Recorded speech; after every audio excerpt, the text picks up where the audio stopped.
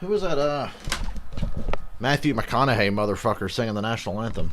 That's what he looked like. Hi, how are you? In the words of Twisted Sister, good evening, welcome to our show. Yeah. Don't want to hear my own voice.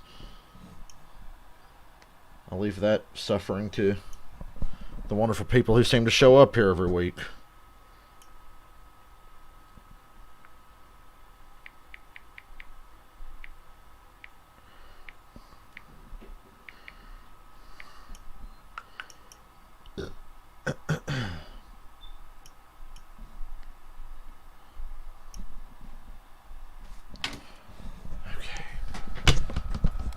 I think we're ready. I hope Michael got that comment. I am picking Joey Logano tonight because I really want to hate fuck myself, but I'd like to win some money while doing it. So, Joey Logano.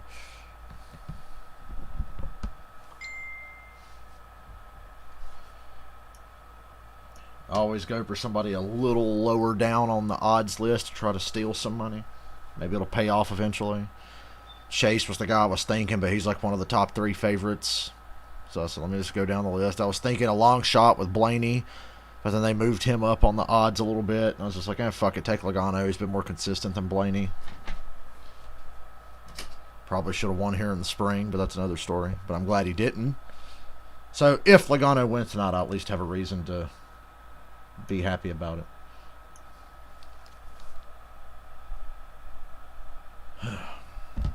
Bristol night race.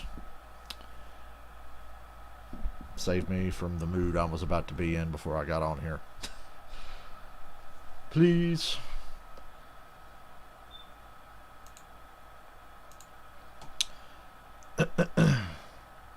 Hey, Lori. Boy, it kind of sucks picking a driver you don't like. Then you got to count on him to win you your money. What is this shit over here? What is that? I have no idea what that is. Every team sets down and puts goals together. And pretty much every team thinks they can go out and win a championship. No, they don't. Well, tonight, Rick Allen's line again. That goal of winning a championship won't be reachable after this race because they will be eliminated. If you're in this situation after 3 races, what chance did you even have? It's Bristol Motor Speedway. And for more of the storylines, let's go to pit road. We start with Dylan Welch. Look how cool Denny Hamlin thinks he is. His car's out of line on pit road. Hate it or love it, and for Kurt Busch, it's the latter. His 6 wins here are no doubt impressive. Equal more so. Kurt Busch was a long shot. I thought about taking a chance on him. Thought about it. But I passed. I just went with Logano. We'll have the 1 car onto the round of 12, Dave. Dylan, Kyle Busch starts tonight 18 points above the cut line. Kyle Busch is only 18 points above the cut line, but he's starting dead last. There's a competition cost at lap 30 for no reason. We've raced here. This is the 3rd time this year we've had Cup cars on track at Bristol, but we still have to have a competition caution. I feel like I'm talking like Matt Crafton right now because that little sore in the front of my mouth hurts. And every time I talk, I feel it. Bad day to be a streamer. William Byron told me I'm ready to fight. He said that fight starts right from the drop of the green flag. He said literally everybody we need to beat in points starts in front of us. So early in the race, I have to be aggressive. I have to get around those cars and get some stage points in stage 1. William Byron ready for the fight tonight at Bristol. And Rick and the guys in the booth, enjoy it. The Bristol night race, the atmosphere, absolutely. A lot of people there. It is. It's spectacular. And Steve, earlier in the year, I'd planned to go to this race. It's electric again. It is electric. Still holding off. Still don't know about Charlotte yet. We were supposed to know by now, but we still don't know. Noise at a NASCAR race was just part of it. That's what we always expected. Then it went away. When Briscoe won that race last night, got out of his car, electric. You can hear the fans. Look at the crowd tonight. They are in for a great night. It'll warm them back up as the temperatures are cool. Tonight's command is brought to you from the Grand Austin Dillon or Kurt Busch would be good long shots, I think. In Springfield, Missouri. Now here is for you degenerate gamblers out there. And his team for the world's foremost outfitters. The world's foremost On behalf of all outfitters. the terrific folks at Bass Pro Shops and Cabela's, the Great American Night Race is very proudly dedicated to all the anglers and At least it's not hunters, sponsored by the American NRA anymore. conservationists. Drivers, start your engine!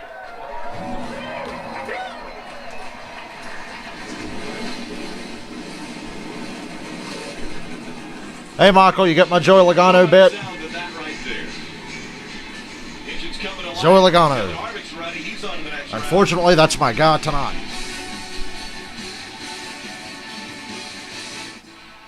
The shift has begun. Joey Logano, I'll be right back. I'm thirsty.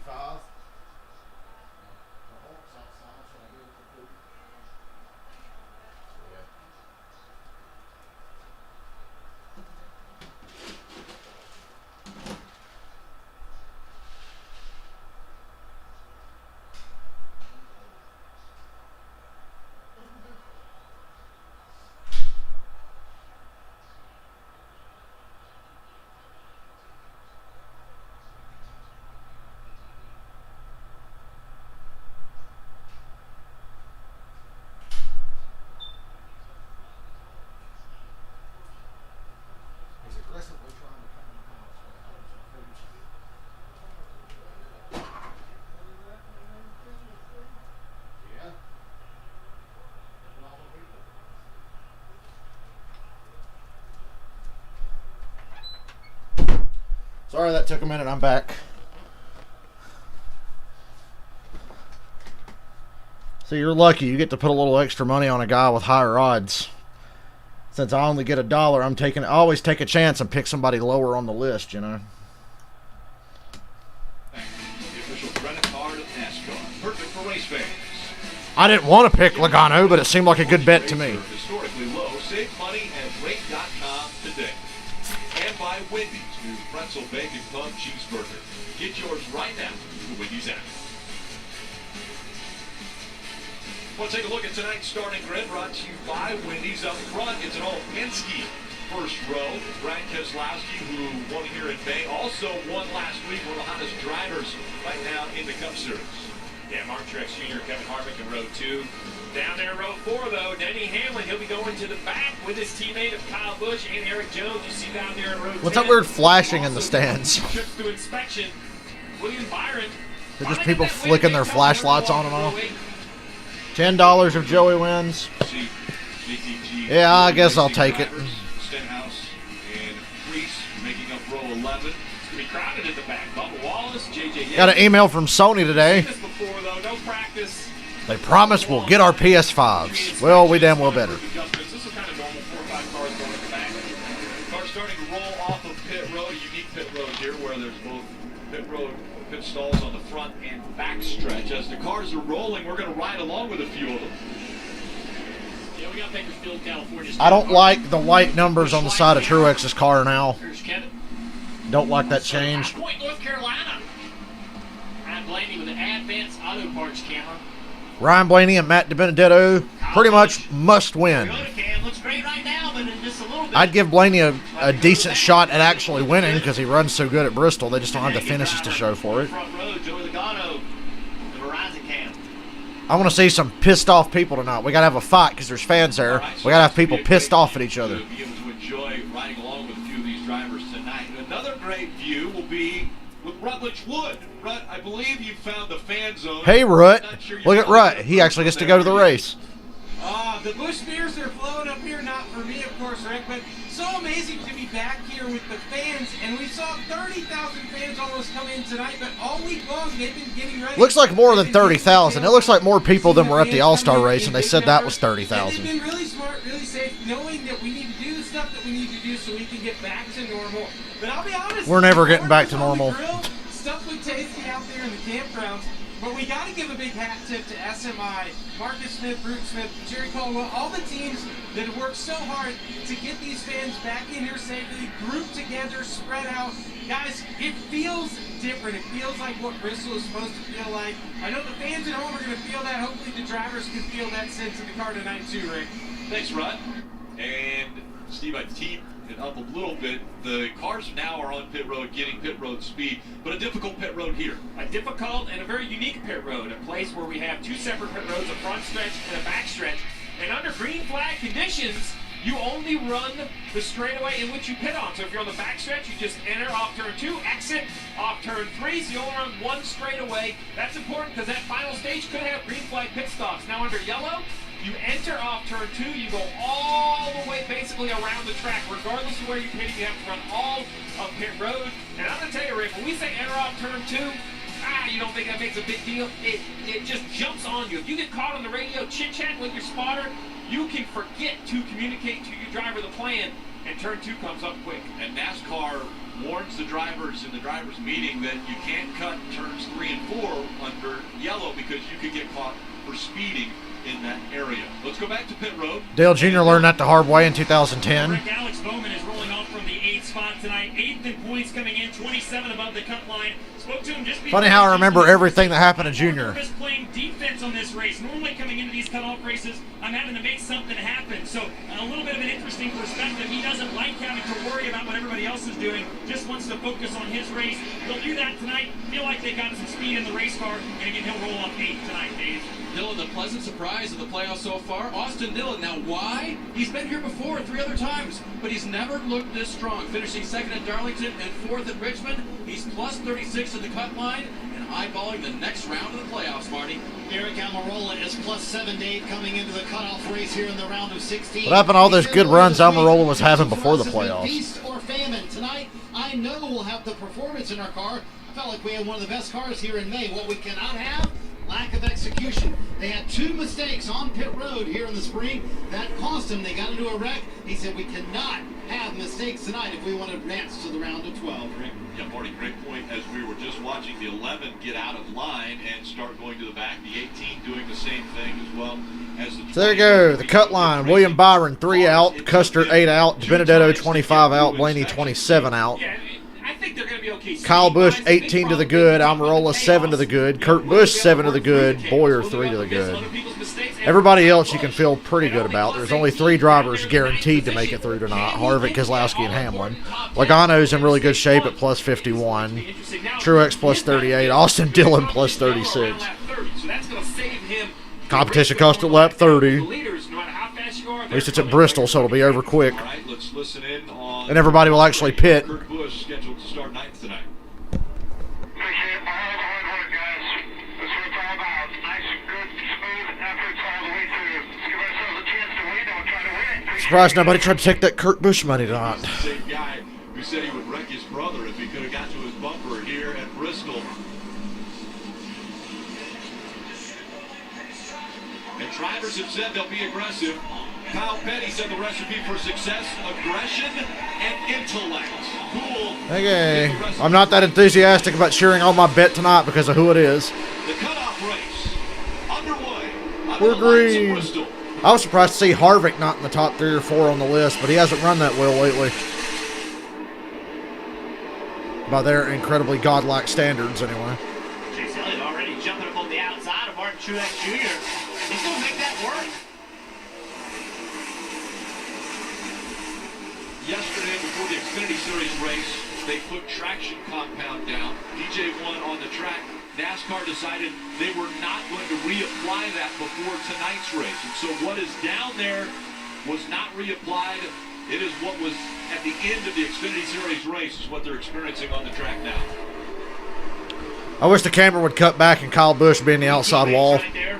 The 14, the get him out of the race early, knock him out of the playoffs, I would die, dude. Boyer told me earlier today the pathway to the next round is beating his teammates. If he can do that, he's in great shape. Points on the left side of the screen, and you see right now the 18 is 1 point out of making it into the round of 12. That's because he had to start at the back. That many positions lost just because of failing pre-race inspection. Yeah, he's going to have to take a deep breath. 5 laps in. At least they kind of got through the start. We've seen early accidents just 2 or 3 laps into the race. We're at least 5 in. It's mostly single file. Now the 18 can kind of take his time. Although at this point you see no real pressure on the cars ahead of him. 25 laps till the first caution. Teammates side by side. Dave, Look at the 70. Oh, the 77. Jeez. Who's in the 77 this week? I always squeezed Hamlin into the outside wall right in front of Kyle Busch. I'm guessing it's just Quinn Half. It's Quinn Half every week. No, wait, that's 00. My bad. Who cares? Who cares who's in the 77? Oh, it's hard to talk.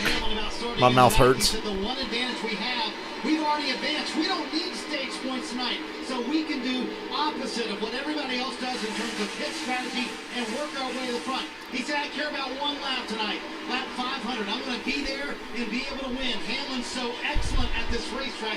Still feels like he has a shot to win, even from the back tonight. Well, a little concerned. Keselowski, Harvick, and Logano up front. Cameron killing his Keatley. He's got the fence a little bit. Doesn't look like he's hurt the car any. I was going to be a little concerned. Junior, there was no yellow lettering on that right front tire. I wasn't sure where that came from. I wish you were talking about the 18 and not the 11, because it doesn't matter what happens to the 11. Maybe on the left front, too. He's locked in. Yeah, you got to squeeze in a wall there a bit. We'd be fine. Look up there. A lot of contact between Bubba Wallace. Bubba doing a great job of getting in the way of these guys. Or is that Suarez in front of him? No, actually, Suarez in front of him is getting in his way, slowing everybody down. We'll see this all night long, guys. Lap traffic for the leaders, will first play a time. factor in this race. Harvick's right on Leaders are Keselowski. so much faster than these guys. Well, that 7 looks just like when Tommy Baldwin owned that car, doesn't it? How they manipulate them and determine who's going to win this race. Yeah, 12 laps into the race. Starting lap cars. No practice, these guys. Some of these cars are just not going to be comfortable, not going to be fast. Kyle Busch right now. Kyle Busch making great ground. He got around Jones, Hamlin, and now he just passed Suarez and Bubba. Getting around Jones and Hamlin was a big deal because we know they're fast. So a little bit more difficult for him to get through. Well, he is committed to the top of the racetrack. One thing that concerns me about that is that in the prior races to this, no one's run up there. So that's going to be really hard on your tires. There's no rubber in the Blaney, racetrack. DiBenedetto, and Byron are Really 10th, damage 11th, these and tires by 13th. running that top lane this early. Hell, Custer's 12th. So really, all 4 of those guys are right there with each other. Already discussed what their plans are for that competition. Yellow is thinking, whew, that was close to Well, they ran up on that 15 really fast. Pressure being added by Harvick now on Keselowski early in this run. the lap cars up there getting into each other in front of the leader.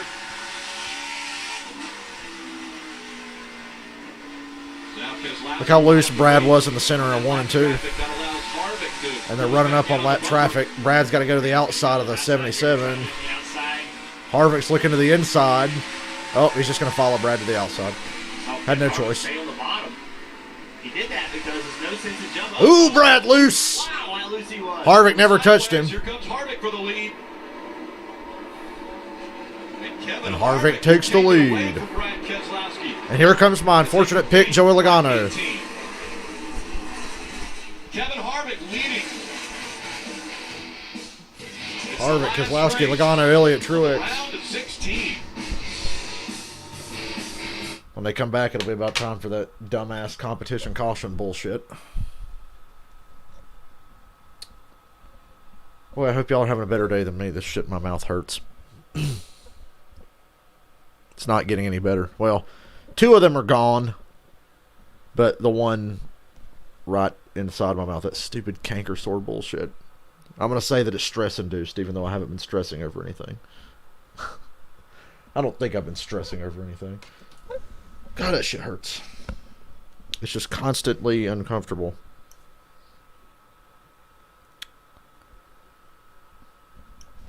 I was able to eat tonight without any bad pain, which was nice. Unlike yesterday. So I guess that's some improvement.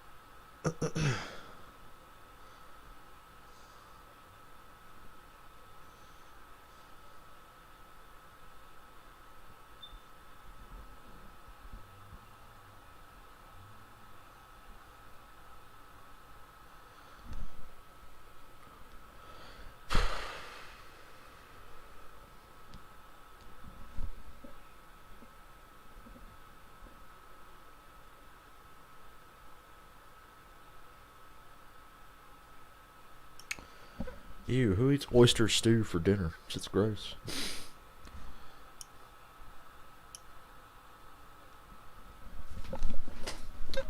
And we have a caution for some reason. And it's not lap 30 yet, so something happened. And we have a caution. I just happened to glance up at the leaderboard. I'm a dumb millennial. I can't look away from my phone, but I just so happen to, and I see that there's a caution.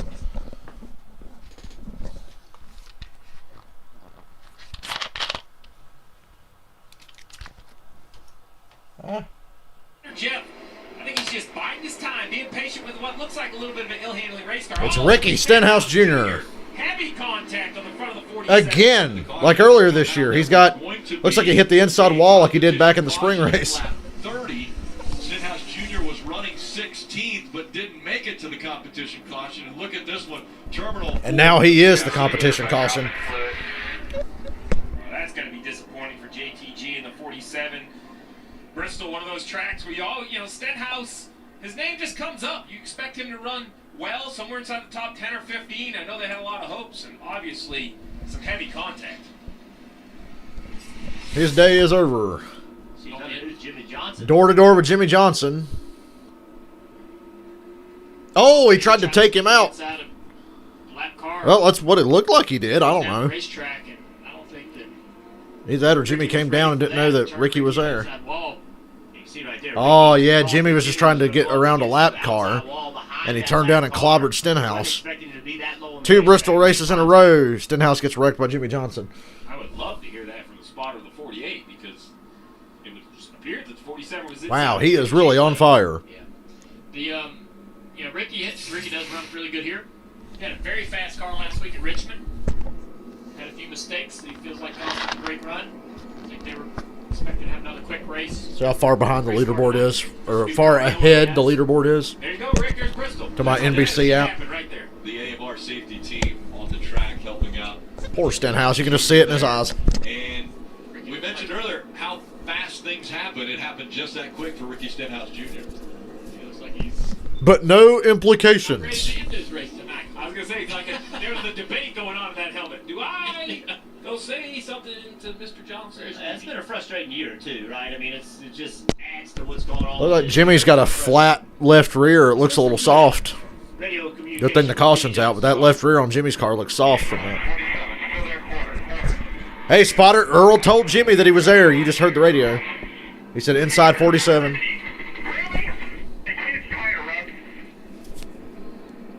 Yeah, I don't know. So does he think that it was Ricky's fault? That was definitely Jimmy's fault. Sounds like it from that he feels like Ricky was not supposed to be there, but I don't. Not supposed to be there, guys. I love you, Jimmy, but come on. It's a great view right here. So you see right here, Jimmy's trying to get underneath that lap car, and Ricky just wasn't expecting him to do that. Was expecting him to go up and be against the wall. And, that's racing, man. That's racing at Bristol. It's a narrow racetrack. 2 guys kind of going for the same spot, navigating their way around lap traffic. We said it earlier. Lap traffic would play a factor in this race, and already, even before the competition caution, it played a factor. Yeah, it looked to me that Jimmy Johnson thought it was clear they were going to go 3 wide around that lap car. Yeah, shit happens fast It was here. clear to him they were not. And the disagreement happened with his left rear quarter panel and Ricky Stenhouse Jr.'s right front fender. So 10 sets of tires. That was a lot of fluid dropped on the racetrack too, unfortunately. Pretty much can change every stop if they want to, Steve. Yeah, and I was actually surprised. As I mentioned, I was up there last night, wandering around pit road. I was surprised at the heavy wear on the left side Goodyear tires. Not a bad amount. I actually think it's good. It makes the driver take care of his tires. Setup will take care of the left side tires better. The reason I bring that up is 100 laps is probably all I'm going to want to try to run on a set of tires. So with 93 laps to go in this stage, I think right here everybody's thinking about coming to pit road for at least left side, as crazy as it sounds, perhaps even 4 tires. All right, as we are under a short break here, let's check in with Rutt. Did we have to? Rick, it's crazy when you see fans react to these cars running 15-second laps and a caution that quick.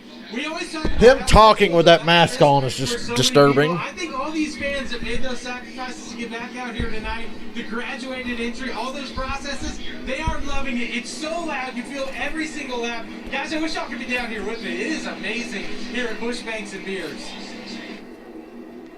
Bush. Yeah, I think he was eating something. He had something stuck between his teeth. But a lot of fun. A great sight there to see the fans, smattering all the way around Bristol Motor Speedway. So the official app of NASCAR, it delivers an all-new racing experience for the playoffs. I would love to be there. And compete head-to-head against Cup Series playoff drivers for points. So search NASCAR in your app store and download for free to start playing today.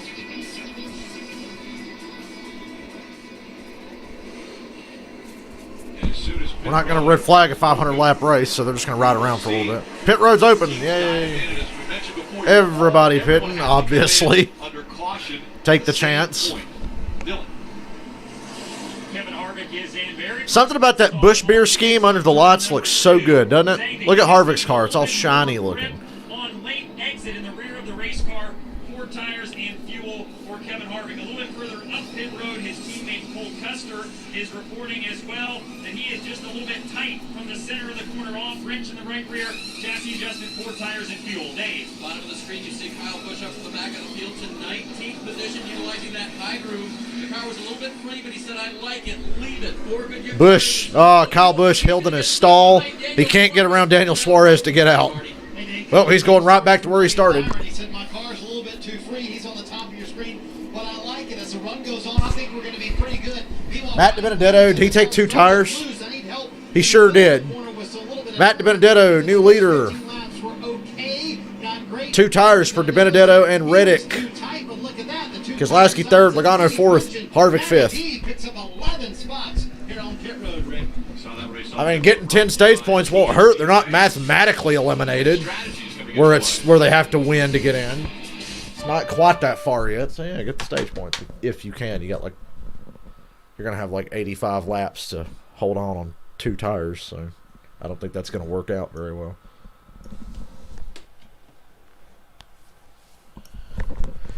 Boy, I wish that shit didn't hurt so bad.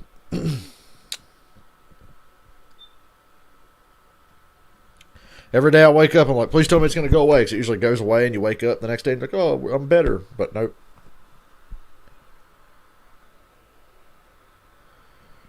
Hurt pretty fucking bad.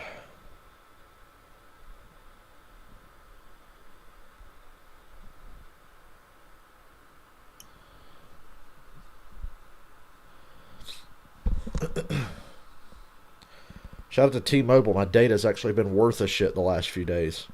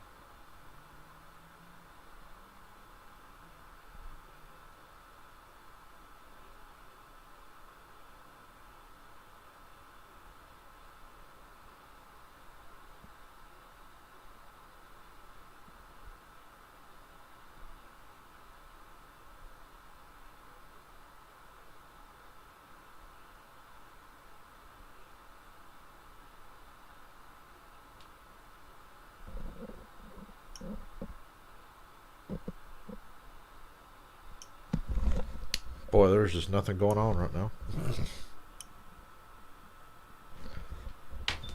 The silence is deafening.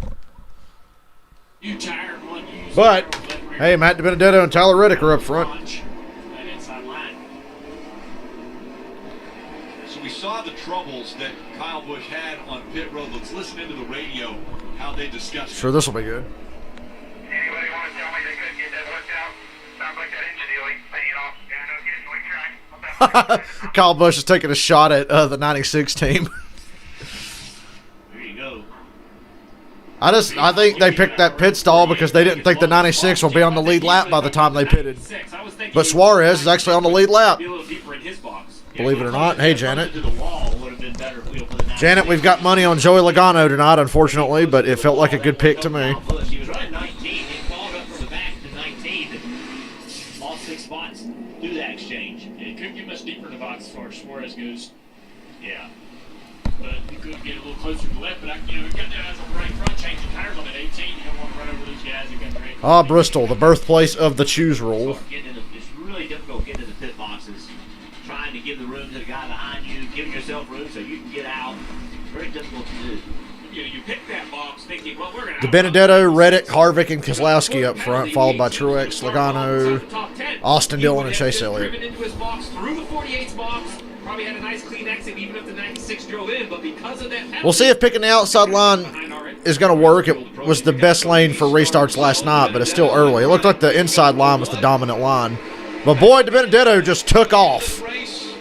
That outside line launched, and DiBenedetto was gone. For now. That really hurt Harvick. Just so hard for that inside line to get going sometimes. Tyler Reddick just completely shit the bed on that restart. Do a good job. Now Keselowski's to the outside of DiBenedetto for the lead. I think these 4 tires are going to quickly take advantage. Steve, what's a win for this strategy? The 2 left side tires, if they stay within the top 15, they're still good? Well, I think he thinks he'll hold on better than that. I'm thinking they're going to want to be in the... Not going to hold on to this lead. The real win for this call would be if you go 30 or 40 more laps and get another... Keselowski back to the lead. 83 at the end of this stage, it's going to be a long go on those right side tires. And the more positions he loses, I think the more difficult it gets for him. The money will roll right in. On this short track. He was running 12 when he hit it, so let's see how this nets him out, where he ends up when they come back down pit road the next time. Yeah, he's running 12, so I guess a win is if he's still better than 12. See right here, Kevin Harvick. He was out front. They pitted, lost a couple spots. He lined up behind the 8 car. The 8 car did not get going on the restart. Now look how far back he is. Tyler Reddick is 9th.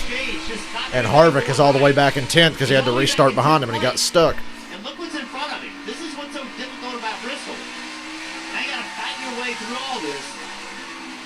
80 to go in stage 1. Jeff, this is why I'm a fan of the choose rule, because before I would say that was bad luck for Harvick to start on the inside. And now this was the decision. I mean, I know it didn't work for him here. I'm not blaming him. But it just wasn't bad luck. He decided to start there on the inside. Dylan? And Steve, keep in mind, even though these guys have a win already in this round, advancing into... Why does it look foggy? They still want to run well today. Anybody else seeing that? It looks foggy on Harvick's in-car camera. The lineup for next week in Las Vegas. Also going to build a bit of a points buffer with Talladega and the road course, the Roval. I mean, there's some speedy dry around there. Boy, Tyler Reddick is doing a spectacular job at getting in the way. Even though he's locked into the next round, they still want to go after this win tonight. Really? Good God. Harvick's car's handling like shit. Either that or he's just so fast he's trying to not kill Tyler Reddick. Very distinct trophy they give away here. They don't give it away. You have to earn it, Junior. You guys have done that. I grew up in a house that seemed like they were giving them away. Not in that house. That's pretty funny right there. The other thing about Kevin Harvick... Jeff Burton sounded like Larry the Cable Guy there. If there's playoff points out there, he wants to grab them himself. He doesn't want anybody else to get those. I love this shot right here, guys. It really shows you Bristol, how hard it is, and what you have to be good at in order to make passes. This is one of those I love this difficult track. racetracks to pass on. So what Kevin Harvick is trying to do is kind of break even with you getting in the corner, but from this point to the exit of the corner right there, that's where he needs to be faster. But as long as Tyler Reddick keeps his car on the bottom of the racetrack, how do you... Well, I'm just watching this, and I'm like, if I was in Harvick's position, my patience would be so fucking thin right now. That guy in front of you is disciplined. So Guess it's a good thing I'm not a race car driver. Now from Harvick, that's what he's looking for. Do that again, and I'm going to be there to take advantage of it. Yeah, I think the other thing that's interesting is he's But Harvick's giving him a lot of respect there. not trying to build For now. I feel pretty confident that he might be able to jump to the middle or top of the racetrack and get on the outside of the car, but he's being very patient to do that. Everybody's glued to the bottom from what I can tell right now. It's like that outside line launches on the restarts, but after like 2 laps, you better be on the bottom. Because I'm looking ahead of Harvick, and I see the entire top 10 is just glued to the apron almost. I do think it's hard on the left side tires between that and that sticky Looks a lot like the All-Star race. Ripple those tires, and I think that's one reason they're wearing more. I say that because that's what I saw last night. We'll see if the groove does move up, if the wear gets better. That'll prove the point, but I do believe the bottom is going to be a little... Boy, I've been watching this battle for 10th for like the last 10 laps. There goes Harvick. There he goes trying to... Now Harvick goes up to the outside. Loses ground though. Yeah, I figured that was coming sooner or later. But he's going to start trying to make it work. He'll give it a couple corners, figure out whether he can find the speed up there he's looking for. He's got about 10 car lengths behind him to the next position. So that really helps him. Cole Custer 10 car lengths back. And we're back on Harvick's on board for all of eternity. Well, the 7 car is slow. And like Junior said, he can't tell where the hell he's going. Currently 16th, Marty. And that caution came at a very good time for Denny Hamlin and Chris Gabehart. They were absolutely stuck in 31st position, couldn't go anywhere. And Look at that fucking 7 car. Look how slow it is. the opposite of what most And he's all over the place. Somebody's going to run into him. left side tires on that stop, jumped all the way up to 16. Who is in the 7? Can go from here Is that Yaley? check in with I don't know. I don't really care. They were fine. They didn't I don't keep up with the back markers. That's Brock Beard's job. I leave that to Brock Beard. Those won't be the only dents. I mean, even Hashtag the last back- car. These cars will look like Martinsville at the end. It's just, there's no room and you can't lift. You got to push like right there. Oh, Hamlin. Just so close to the 14. Very I thought he was about to hook Boyer off of 2. He got really taut. 12, but Ryan Blaney is running in top Not intentionally. He just got really taut. but he's had to be aggressive to get into that top 5. Take a look at how he made a pass earlier. Blaney putting a bump and run on Almirola. And Ron Blaney's running 5th. Ryan, just a little bit of love tap there. My pick is 3rd. Up the racetrack, drive hungry. Yeah, Bristol Ryan, we know and love. yeah, Ryan actually called that shot earlier in the week. He told his competitors what he was going to do. This is what he said. I caution those in front of me. I'm not going to be behind them very long if we're faster than them. So that's I feel like that's what everyone has to realize. And Poor that's Alex the- Bowman was about to be 3 wide with 2 lap cars. And everyone knows what position the 12 and the 21 are in. I'm trying to watch the ticker to find out who's in that damn 7 car. You know, one, if you go back and watch Ryan He must be on pit road now. I ain't seen him in a little bit. Dale Jarrett. You go back and watch Ryan Blaney, how fast he's been at this racetrack in particular, but a lot of the finishes have been wrecks. Have been incidences that may not have been his fault, but it's Bristol, right? So Reed Sorensen's in the 77. Josh Bilicki in the 7. Okay. Those are the 2 that have been the dumbest tonight. 500, you don't want to be too aggressive too early. You don't want to make too many enemies tonight. At the right time, you need to pull that trigger, but when is that right time? Don't do it too early and get yourself in trouble. And Jeff, I asked Ryan about that earlier today, and he said, what I need to be better at Bristol, yes, we've had speed over the years. I need to be better in the last third of the race. I need to tell Todd Gordon where the car needs to go. I need to do a better job of telling my crew chief what we need to do so we can be a contender in those final 100 laps. That's the key mark for him. How good are we from lap 400 to lap 500? That's the key for Ryan Blaney this evening. And quite a bit of traffic here as everyone fighting to get through at Bristol. It is the last great Coliseum. Kurt Busch just sandwiched his brother behind a lap car right when they were going to commercial. This year's election. Pretty funny.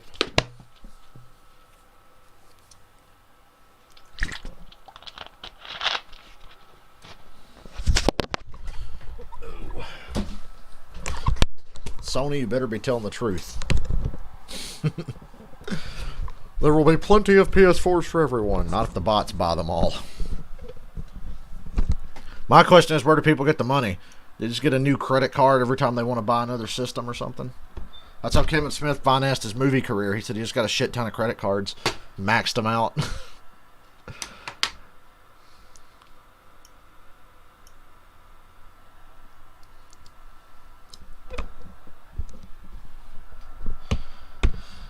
Well, I got to say, Penske, particularly Keselowski and his guys, the high horsepower, low downforce package, they've got that shit figured out because it seems like they're dominating every race that they run that package now.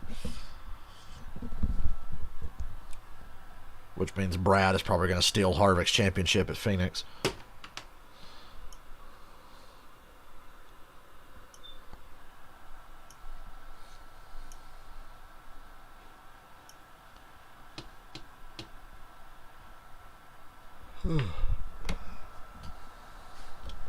Oh, I worked out last night and it killed me because it was like 3:30 in the morning because I didn't do it till after we got done playing Friday the 13th, and I was like so ready to go to bed. I'm like, I gotta do it. Hopefully tonight will be easier.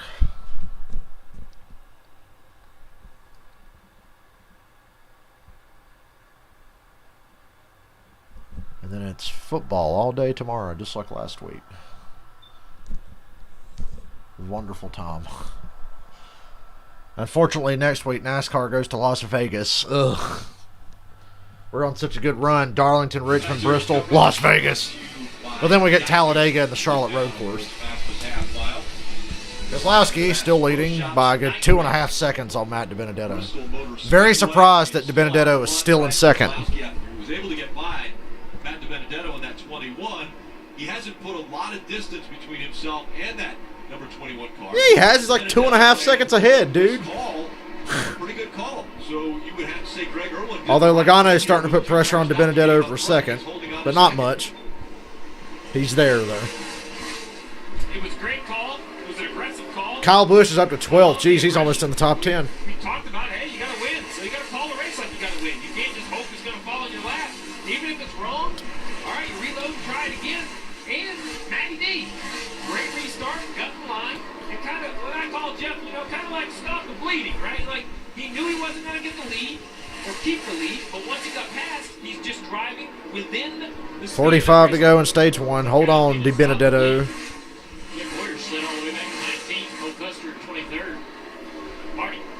Now, the interesting thing is Boyer and Custer not running anywhere near the top 10. Elliott looking under Logano for third. Boy, it's pretty counterintuitive. I have to cheer for Logano over Elliott tonight. But good for Chase. He's up to third. Chase would have been my pick if he was lower down on the list. But he had good odds. With Chase Elliott, Joey Logano's speed was quite good. He said the one thing that we didn't like so much about it was our long run speed. We talked about it. This may be a long run to the end of the stage. This may be a good chance for Paul Wolf and Joey Logano to evaluate what's going on with their situation. He just lost third to Chase Elliott, but hanging in there pretty tough right now.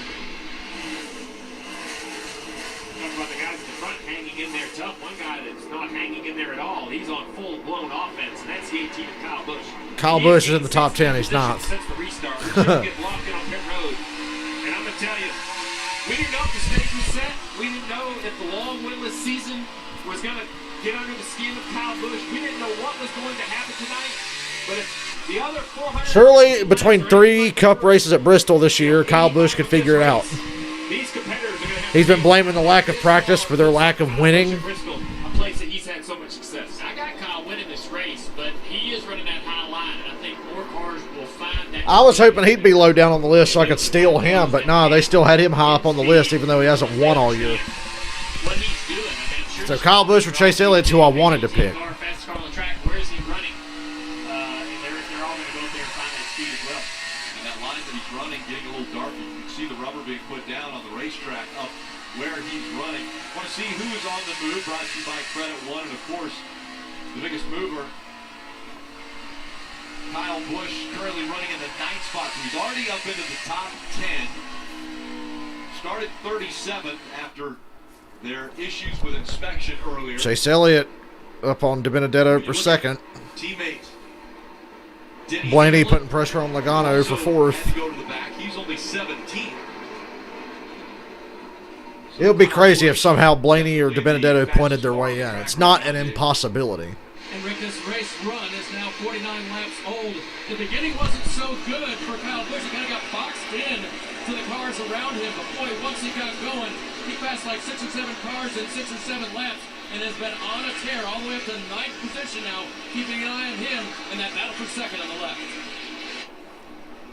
Yeah, the 9 car moving up the track to try to get some momentum off the high side. The 21's not going to come off the bottom. So that might be Chase. His only option to go to the top. Here he goes again to the high side. Lap traffic could be a problem up there. He's got him on the outside. I Chase to the outside, but there's a lap car in front of him. No, he clears to Benedetto. So Chase Elliott to second. Boy, he's good at Bristol. Big picture. Obviously, they're going to get some points potentially at the end of this stage, which would help him. But in the end, he's got to put himself in position to where he could win this race. Yeah, I think points are going to be enough, guys. I mean, you look at him at -1. I know we talk about a must-win Dale Jr., but if he goes up here and runs top 4 or 5 in this stage, Cole Custer at -21 is back in the 24th position. I think he can do enough work in the stages to take him out of that must-win position. I agree. I would just like to see him be a little more aggressive. Even in this first round, his whole body of work. Yeah, Michael, you could score big if Chase wins. Well, you've got good odds now because he appears to be the fastest car on the track. Given everything he had, trying to prove himself, and I want to see that guy come out because I think that sort of style will get him further through these rounds. It's fair to say that he can't, you talk about mistakes. I think he has to take some risks, and if he made a mistake, that's fine. Sure. Well, you want to see aggressive. Here it is right here. Kyle Busch, he is just mowing through the field in that top lane, just making it happen. And this car right here, this 4 car, we rolled forward earlier as he was trying to make a pass. Boy, Logano's fading fast. He jumped to the outside, got by some guys. Now he's run these. He would, right? He's rode down. He's a lot faster than they are. But now, Matty D goes to the top. Sees all this coming from behind and sees a lot of them running that top, so now he's changed his line. Yeah, considering the tires on that car on the left side, I think that's a good choice. Here's Kyle Busch. He just passed Kevin Harvick. AT car wasn't at bottom. AT car's Good God, Kyle Busch is fourth. Kyle Busch and Chase Elliott are faster than Keselowski, and Elliott is closing in on Keselowski. He's cut over 2 seconds off that lead. Keselowski's up front. He has something to say with who's going to win this stage. Well, he's not going to be up front for long at the rate that Chase Elliott and Kyle Busch are running. Good God, anytime there's like a stack up with some lead lap cars, Kyle Busch just seems to come from nowhere and pass them and all the lap cars holding them up.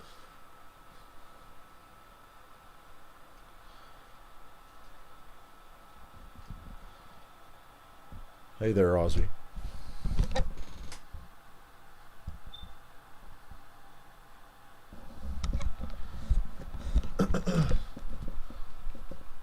That's kind of exciting to see. 2 cars just come alive this late in the run.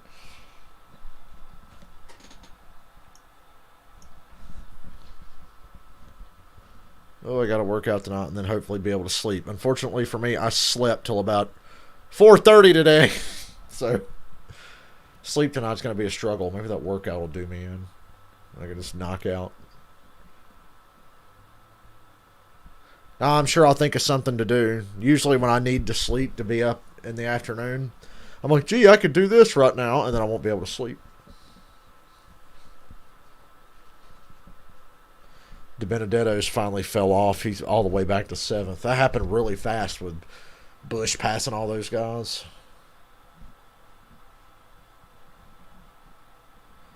And we're about to have a fight for the lead with 20 to go in stage 1. Because Elliott's pretty much caught Keselowski now.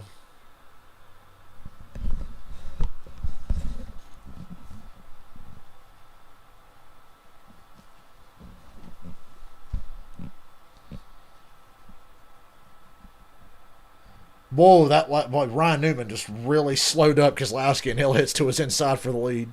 And new leader, Chase Elliott. Chase Elliott led that lap. Keselowski's fighting back on the outside. Now Elliott's clear. Really clear. Hey, there you go. $35 in the making right there.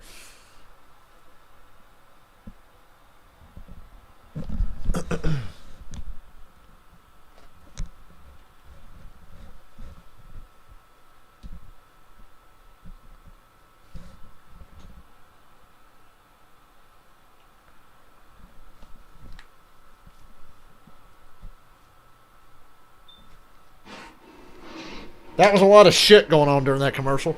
New leader at Bristol, the 9 of Chase Elliott. Now out front, was able to get by the 2 of Brad Keselowski. So Keselowski drops back to second.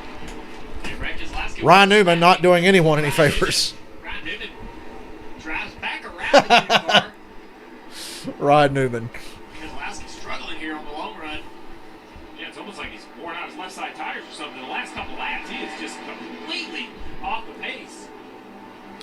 Elliott still hasn't lapped Ryan Newman. Great short run speed, especially in the short tracks like Richmond last week.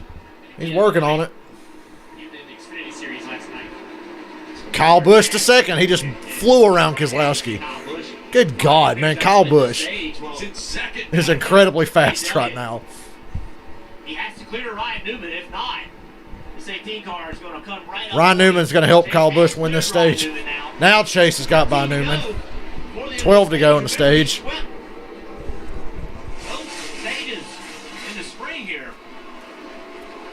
Well, don't look back because Kyle Busch is fast. No, because he's about ready to win this stage, starting at the back. That's how impressive this run is. Well, we all were wondering when's the defending champ going to show up and be himself again. He's won 1 out of 50 races. And only won one stage so far this year. Only one stage the entire year. He doesn't even sound like himself, does he, Jeff? Like you talk to him, he just sounds, I won't say defeated, but he sounds confused. He sounds just a little short of the confidence that made Kyle cotton. I think that was the word, confused. Even after the Xfinity race in Richmond, where he didn't run horrible, but didn't run great. He was like, I just can't figure this out. Like, he talked a lot about the tire. He's just not understanding how it's supposed to feel, Dave. But how do you make this guy great, the reigning champion of the series? You give him a challenge, you make him mad, and Kyle's starting at the back.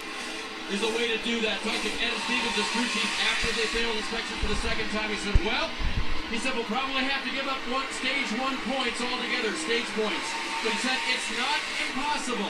When you're talking about Kyle Busch at Bristol, it certainly isn't. He's good for 9 right now, Marty, going for a 10. 7 to go, stage 1. The end of stage 1, 7 to go. Brad Keselowski led 82 laps here in this. Matt DiBenedetto's outside the top 10 now. Gone on that race car. They also said, hey, round 2. And so is Ryan Blaney. The most important race in the playoffs, according to Jeremy Mullins, next week at Las Vegas. He said, Harvick's back up to third. Boy, the complexion of this race really did change. Just working the high side around Brad Keselowski. Is that Bubba in the top 10 for real? Feels like we got silly things that have relegated us out of the top 10 the last 3 races here, but every time. How is Blaney 22nd? What happened to Ryan Blaney? He's 22nd. Nobody caught that? Under 5 to go now, and Chase Elliott is starting to see that 18 in his mirror. Is it enough time? Can Kyle Busch get up there, or will it be a win for him to be in the top 2 at the end of stage 1 after where he started? Chase caught the lap traffic in a really good situation right there here in turn 3. That really helped him create a little gap. 3 to go on the stage. Under 3 to go.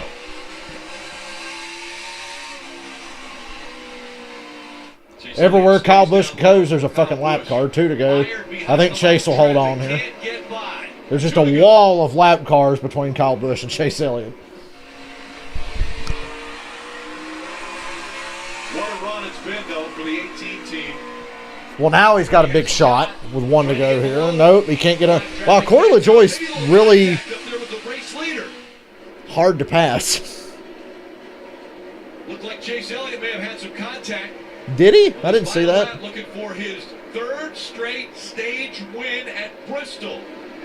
Jeff, Chase Elliott wins stage 1. Kyle Busch 2nd, Harvick 3rd.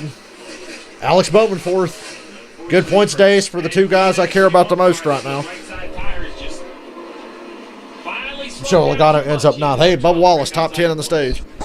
Got somebody you also didn't see, Ryan Blaney. He ran as high as 5th in that stage. He fell all the way back to 23rd. Benedetto 12th, and a little bit further back, but it's Chase Elliott, the winner in stage 1. Well, I'll be.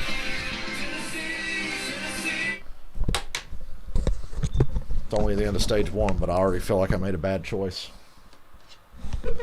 Y'all talk too much. Y'all gotta be quiet in here. I can't keep up. I can't hear myself think. Kidding.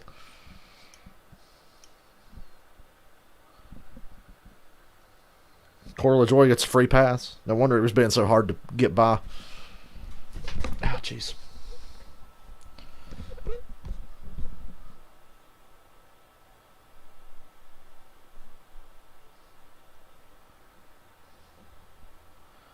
You know, T-Mobile, I was just complimenting you earlier about how you were fucking loading a lot, but okay, now it's loading.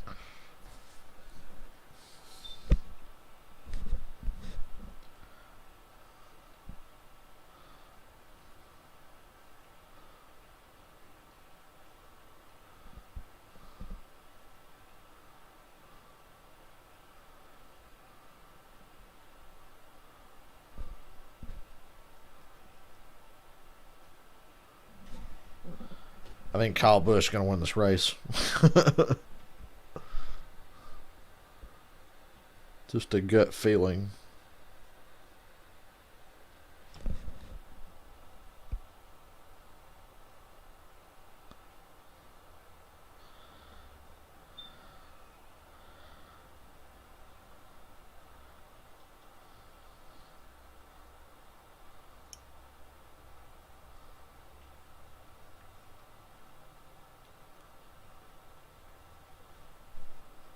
Ozzy, that's enough.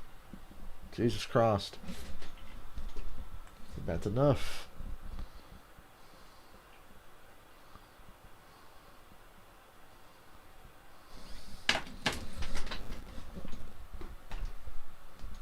Don't you swat at me, boy.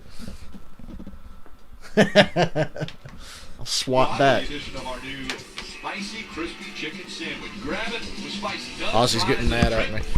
Hot in here or just this deal? Wendy's got you. Pit crew's getting ready. Ah. And Chase Elliott. Well, I love when shit just falls out of my hands. It's a miracle I've never broken a phone by accident. They're making their way onto pit road now.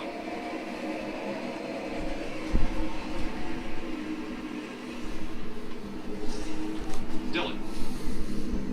And a little further back, a couple of our playoff drivers battling some issues. Clint Boyer, one of those drivers, said he feels like the car is just disconnected. It is quite a handful. 4 tires, fuel, air pressure adjustment, planning a left rear chassis adjustment as well to try to get this car dialed in and moving us further inside the top 20. Kyle Busch beats Chase Elliott out of the pits. Said that he felt like he was still tight. They've been battling that since They're not to the end of pit road yet, so I can't give them the lead yet, but Busch beat Elliott out of the box. At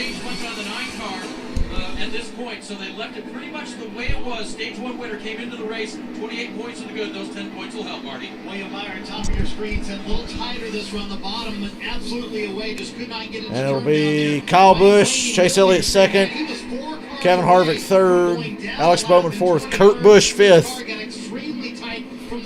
Coming off pit road. And also, Matt DiBenedetto said his tires absolutely shot at the end. They needed a big. Well, obviously they took 2 tires. 2 rounds up on the track bar. Congratulations to That's the why they were shot. crew. They got Kyle Busch off of pit road first ahead of Chase Elliott. Ozzy, you got the hiccups or something? Americans getting great.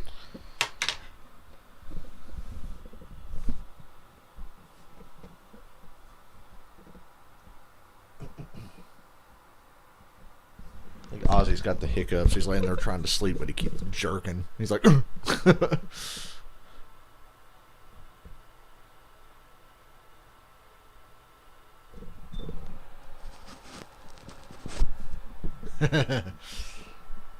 Ozzy, you're a funny ass cat. You know that.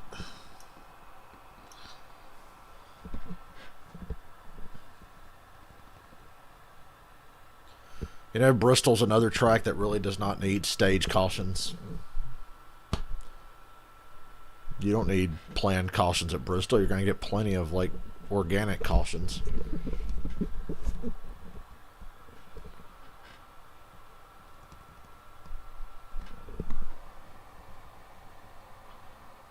New England and Seattle tomorrow night. I'm actually really interested to see that game. I feel like Seattle could win that one handedly. And the only way the Patriots are going to win is if Bill Belichick sold his soul to Satan, which I'm pretty sure he did, so I'd give him a shot. Seattle's defense kind of blows.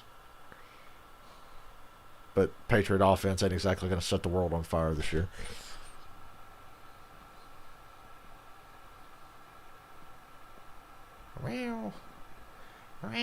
Next week we'll have to deal with our first time streaming a race while a football game is on, because the Las Vegas race is Sunday night at 7:30. There'll still be a game on, and then there's the 8:30 Sunday night football game. So I'll be multitasking there.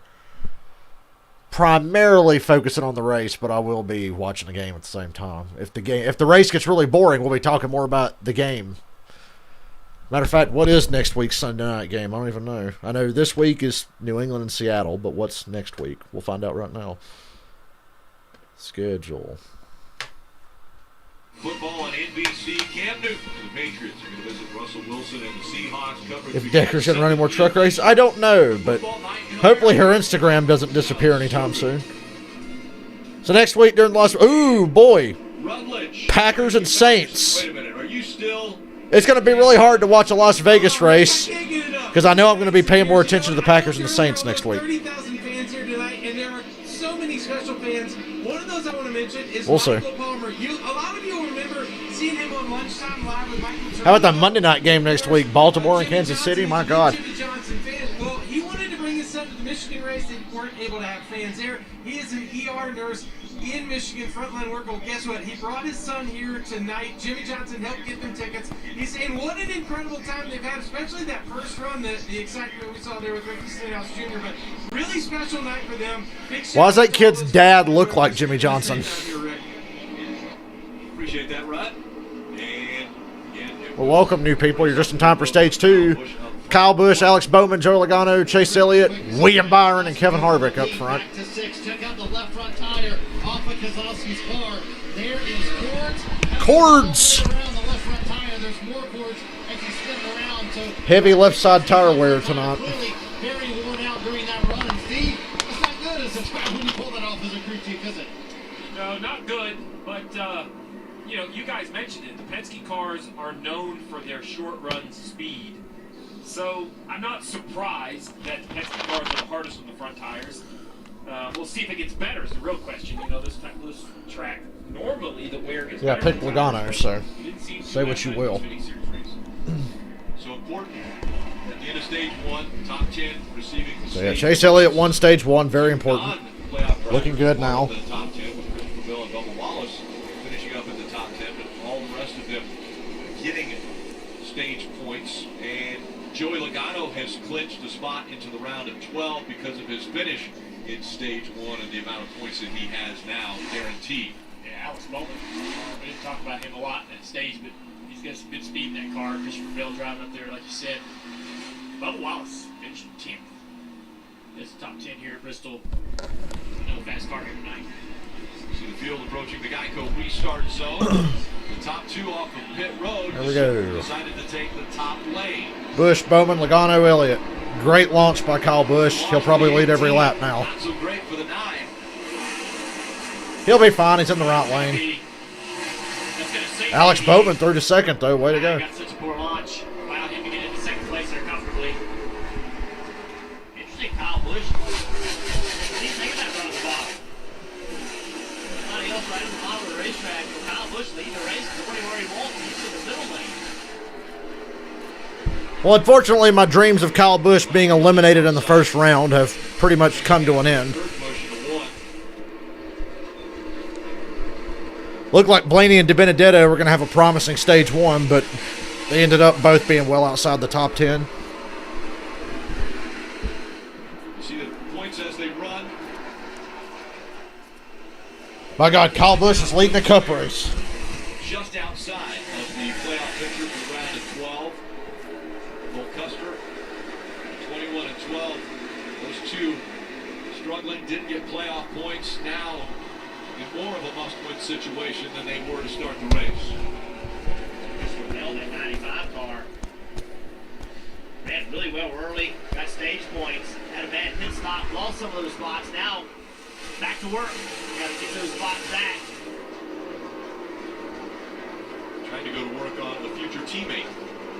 He'll be back with Joe Gibbs Racing next year. I mentioned earlier when the 11 They're pretty much already teammates. hurt the body of the car too bad, but he hasn't had the speed or been able to kind of match the speed of the 18 as they drove through the field. Struggling right there to make time on the guy in front of him. Here's Ryan Blaney trying to work his way back through the Well, I'd say Ryan Blaney's pretty well fucked. He's outside the top 20. car, so it's going to work a lot better for him. Remember earlier this year, Blaney should have won a couple of races instead of just the one that he lucked up and won at Talladega. Elliott takes second place back from Bowman. He's kind of mired back here trying to work his way around these guys. One thing Junior also Harvick's under Bowman for third. we just saw Penske car with damage. Logano once again starting off a run reasonably good, but I worry he'll just fade by the Go end. run hard early in these runs and not hurt the tires. Yeah, I think the bottom groove is the groove that does the most damage on that left front because the transitions here are kind of funky. You come off the corner and the track flattens out before the turns over, so the banking isn't there, right? Watch the banking go away, there's still turn, right? So as you're losing the banking, it starts to pick the left front tire and drag it across the racetrack and grain that tire off. Marty. I'd like to thank Mother Nature for working out for Bristol so I don't have to watch a race and football tomorrow at the same time. I get another Sunday of just football. Todd Gordon preached to Ryan Blaney from immediately after the Richmond race was over. There's a points pass for us through to the next round. But in order to do that, they needed 15 stage points tonight. So getting none in stage one, that means there is now one path for Ryan Blaney. They know it now. They must win tonight, and the aggression will pick up for Blaney. Yeah, he's going to be real aggressive from like 25th or wherever he's running right now. Give it up. It's over. He didn't like to play defense. The best way to play offense is just drive up there and charge through the field and run up front. That's exactly what they've done. Crew Chief Greg Ives told me earlier today that they want to build on the momentum of the last 4 weeks. They had top 10s in every single race. This track isn't a great track for them, but it's all about base hits today. Just running solid, not doing anything flashy. They're doing that right now as Alex runs inside the top 5. Steve, early on in this stage, 26 laps into it of a 125 lap stage, we really haven't talked about fuel. We talked mostly about tires. Fuel shouldn't be an issue, but these guys are probably going to be a little worried about 125 laps on one set of tires. Yeah, you think about 150 laps on fuel, so as you pointed out, fuel's not an issue. Tires, though, we saw the cords in the left front of Brad Keselowski, but that was about... There'll be a caution before the end of this stage. Don't worry. That would be 125 laps. Unfortunately, drivers, I'm not sure you can take care of tires here. Dale Jr., I won't deny you were making me cream. Clint Boyer's 3 points out of the playoffs now. Cole Custer's 16 out. I think that's a pretty safe bet that DiBenedetto, Blaney, and Custer will be eliminated. Boyer, Almirola, Byron, no, I can go either way. Byron's in the top 10 right now, barely. Why is Keselowski not doing so good right now?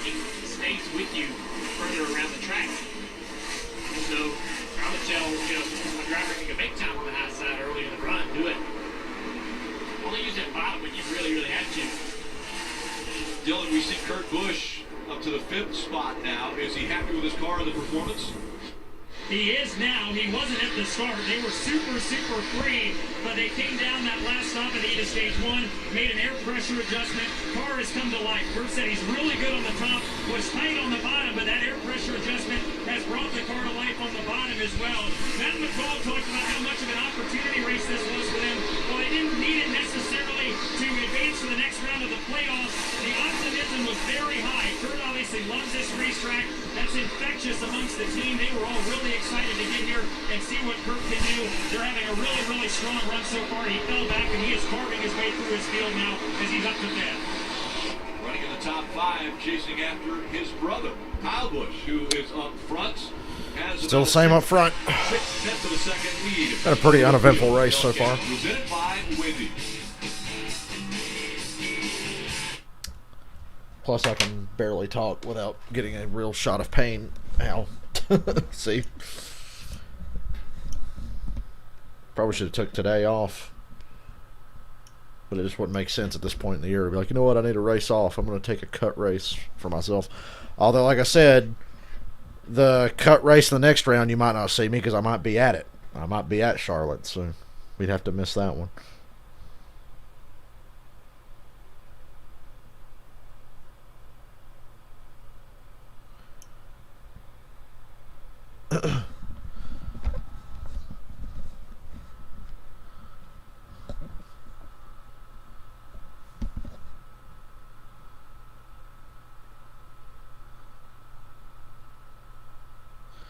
Corey LaJoy a few minutes ago said he feels like he's got a tire coming apart.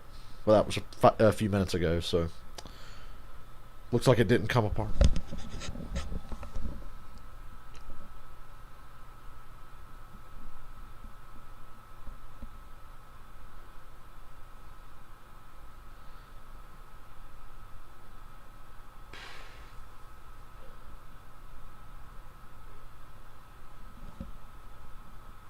Go ahead and crank it up, the 77 crew tells Reed Sorensen. Yeah, crank it up.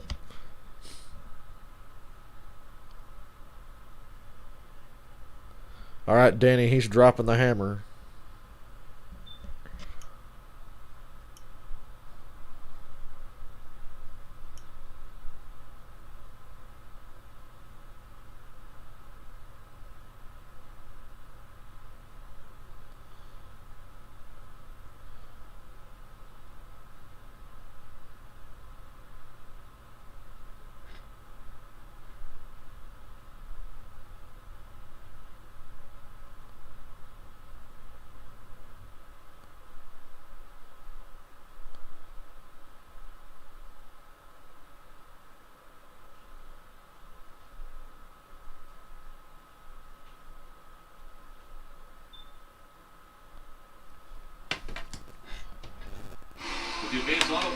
Oh, look, on board with poor Ryan Blaney as he does nothing.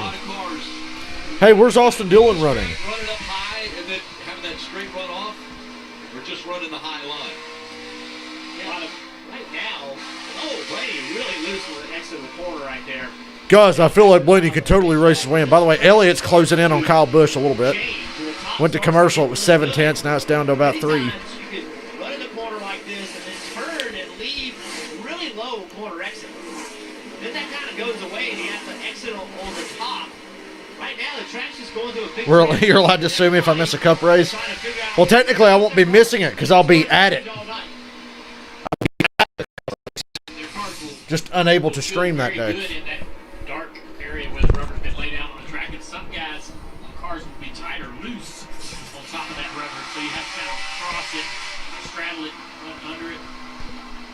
And as it goes on, you'll see cars even higher on corner exit. You'll try to get as close as you can to the wall on corner exit, and then there's a little... Blaney's in 22nd, and they're looking at him like he's going to totally race his way in.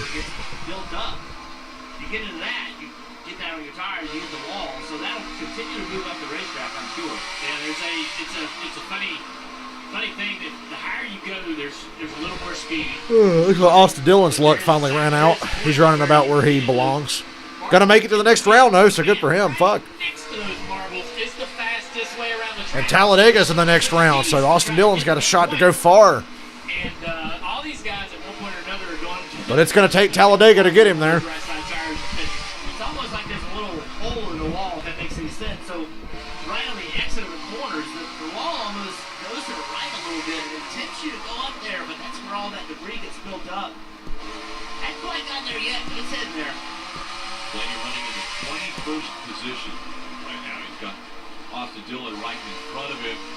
They are a long ways away from Kyle Busch, Dave. Leading the race, Rick, that guy that started at the back, yes, that guy that's trying to keep a 15-year win streak alive, and he's doing it with Adam Stevens, his crew chief. Recently, Kyle talked about the notebook that they have together. I imagine it's a laptop these days, but just the experience that they have together when they face adverse conditions, like they did today, failing instructions, starting at the back, but knowing each other and knowing this racetrack and knowing what the other needs on the night. Adams needs lots of information. Kyle gives it. Kyle needs Adam to make sure that information is well utilized, and so far they have. Good adjustments on the 18, Marty. Hey, Dave, Brad Keselowski led the first 82 laps of the race tonight. Steve, you were here at Bristol last night. What did you talk about with the noise and how hard it is to communicate? Well, all the pit stops with Jeremy Mullins and Brad Keselowski, they went the wrong way on the track bar last time. So Brad has not been relayed that information yet. Hate to say it, but God, is this Bristol? That's what happened. Are we sure this is Bristol? Or am I just cynical because it's like near the end of the season? When we talk about execution, I think this is the hardest track to execute. Pit stops, drivers, spotter, adjustments, communication, everything gets tested. Everything happens in a louder environment. Battle for second. Elliott and Harvick. You just can't take anything for granted. And this is the one track My pick, Logano's fourth. He just needs a little something more to get up there and piss me off by winning this race, but also make me some money at the same time. Make sure you know that you and I are on the same page when I talk to my picker. I'm glad I didn't have to know all that. When I was driving, I wouldn't have wanted to have known that. Also, had a great means of communication down there. It's hard to beat a sticky note. Kevin Harvick running in the third spot right now. They're only about a second behind Kyle Busch for the lead. Ultimate prize built for the ultimate fan. In and out for a chance to win a customized Ford Mustang GT. Plus, you can get 5. Ooh, you want to win a Mustang GT? The code Bump and Run, which Did the PS5 bots buy those too? at NASCAR.com/Ford Playoffs promo. Oh, Hamlin is in the top 5. Honestly, didn't even notice that Hamlin was in the top 5. The guys can run.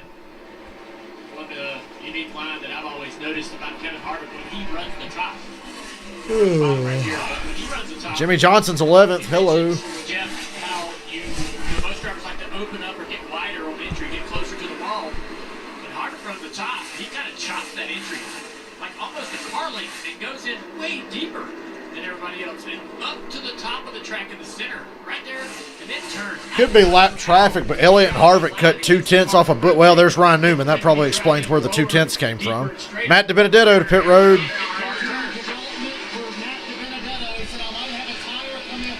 DiBenedetto says he has a tire going down. The right sides look okay, from what I can tell. Let's see what they look like when they pull them off.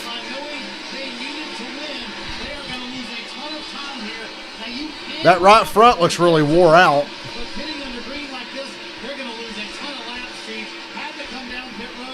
Youch.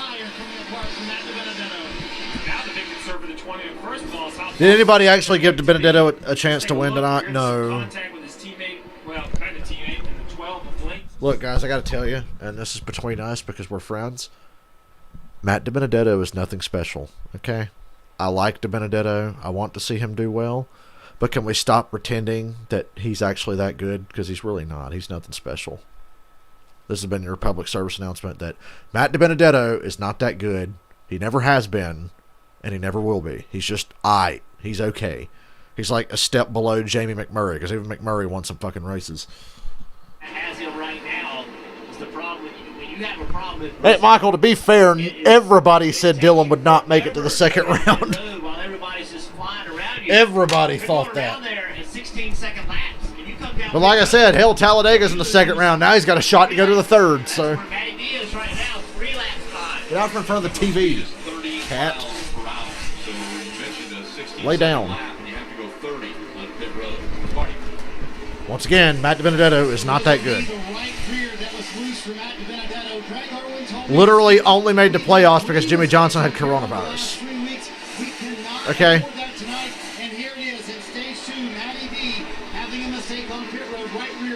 You know the way the boomers feel about Bubba? I feel some resentment towards DiBenedetto because I always hear how good he is, but he's never even, like, shown anything much. He's had, like, you can count the number of great races he's had on one hand. Like I said, I like the guy, but he's nothing special. Championship at Miami. It's been that long. Regret to inform you.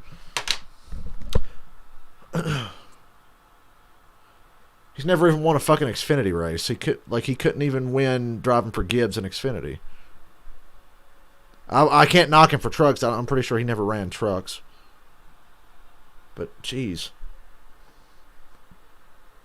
he's just a solid little driver. He's about on par with Paul Menard. Maybe he is a little better than Paul Menard. Somewhere between McMurray and Menard lies Matt DiBenedetto.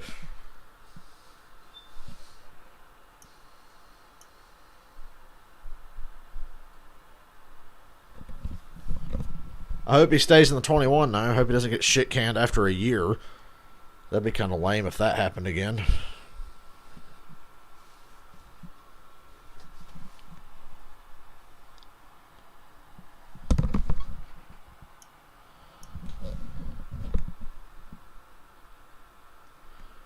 Austin Dillon's better than Matt DiBenedetto, okay? And I really don't think Austin Dillon's that good either.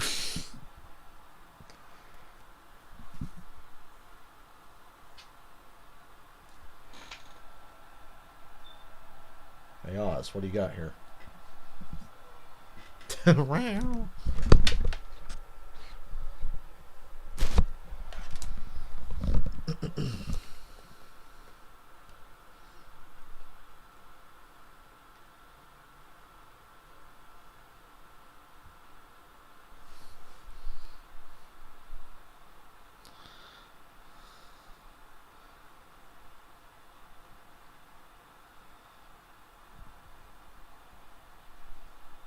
Coverage will resume shortly. Well, NBC app, if you would like to catch up to the fucking program.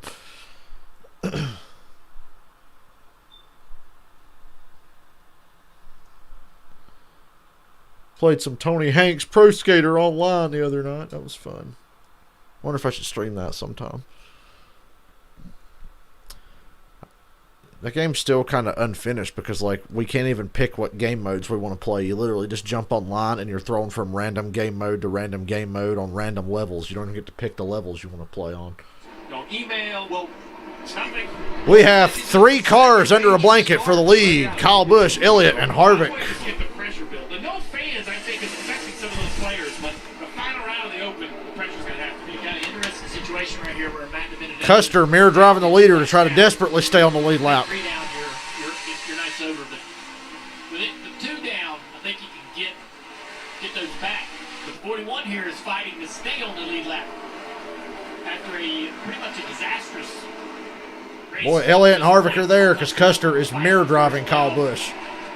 He is mirror driving him. Whoa, he tried to chop him in the corner. And Busch just ran him over. I don't blame him, dude. Custer basically chopped him into the corner. Now Harvick and Elliott have to pick up the pieces because they're stuck behind him, too. Custer aggressively blocked Kyle Busch to 1 and got hit. Elliott holds on to 2nd. Harvick still 3rd. And Custer is now a lap down. That high line is the line of choice tonight as we see Kyle Busch running there. Elliott runs there. Harvick runs there. And again, Cole Custer is falling back now to the 24th position. Dylan. They've just been battling a super tight condition all evening long. And Martin Truex is 20th. Why does he suck at Bristol?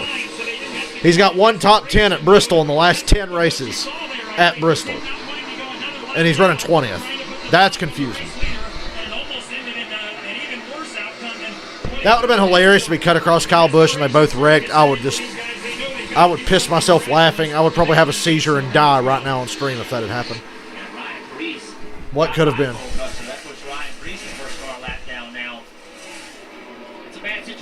Still 3 cars under a blanket for lead. 40 to go in stage 2. Desperation situation. That's normally not a good recipe. Interesting to see the 18 car made all this time, got to the front of this field running the high side, now working the bottom of this racetrack here in this stage. And like Truex is right in front of the 18. Martin Truex Jr., last car on the lead lap. Here the 19 is a vibration. They're not sure if it's a. Now he is a lap down. Martin Truex Jr. is a lap down. And he's coming to pit road. He thinks he's got a flat. He about got run over getting to pit road. That would have been funny as well. You only have to run 1 straightaway, but as you pointed out, Jeff, 2, probably 3 laps will be lost by Martin Truex Jr., a car that came in feeling okay about the points, Dave. This is going to be nerve-wracking. Well, maybe don't chop people at Darlington and you wouldn't have lost the 25 goddamn points you would have had when you did that.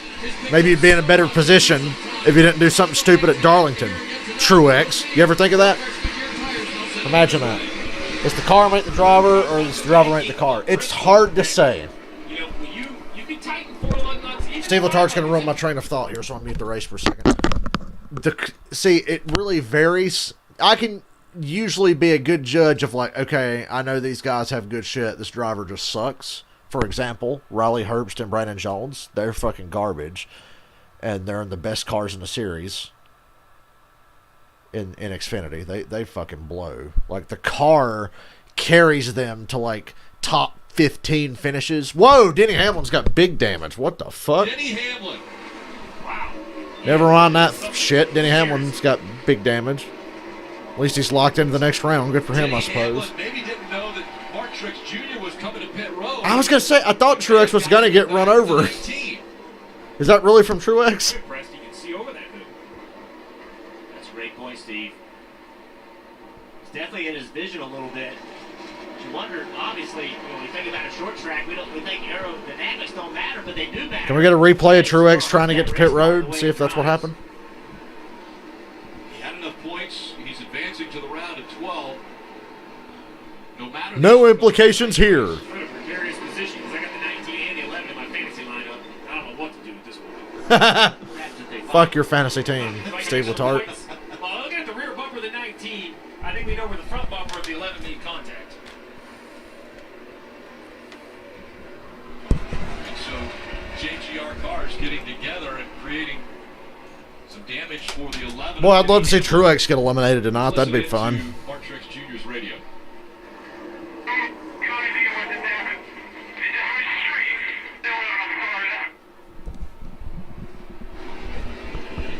Got a little damage on the right side as well.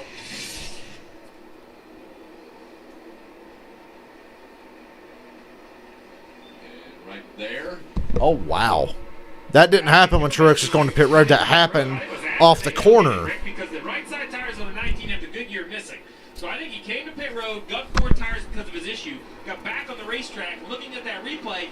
Then Dale Jr., he goes up, makes contact with the wall, must jump out of the gas, I assume, because he hits the wall, the 11 runs into him. Nowhere to go for Denny Hamlin. You already said, I have no idea what happened. It just wouldn't turn. Yeah, it's like he's on the splitter with those new tires and no air pressure. Take another look here. And so he is coming out of the corner, and he's expecting that car to turn. It just got really tight. Like you said, Junior, maybe just low air pressure and on the splitter it wouldn't turn. Seems to really hurt the speed on that 11 car. All right, you talk about the splitter. Look really close at the left front splitter. It sparks once, sparks twice, and then right here, the right front's off the ground, but the left front looks like it was dragging the ground. You see right there. I think way back when, all the way... Tough luck for old Dennis. Dale, I think you were dead on, right? It seems like it hit the racetrack. Man, Truex, imagine if you could have those 25 points back you lost at Darlington. That's tough, bro. Oblong holes that are noticeable once it gets to shaking and vibrating.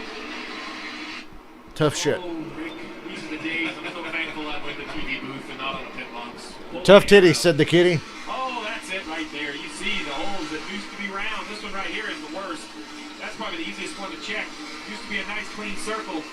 Now it has a lot. It's an oval. Yeah, not good. Oval racetrack's good. All the wheels bad. Now Brad Keselowski's last car on the lead lap. What is going on around here? Caution's out. Right as they went to commercial on the leaderboard, it says a caution came out.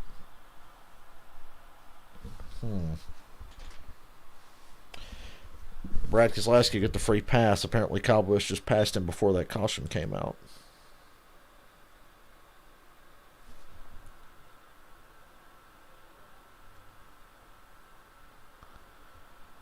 Ozzy.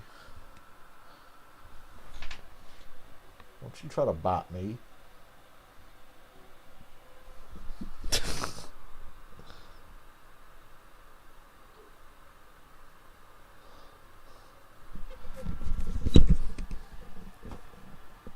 Well, if they are rigged, somebody must have a sense of humor watching Denny Hamlin give the championship away every year. I'm kidding.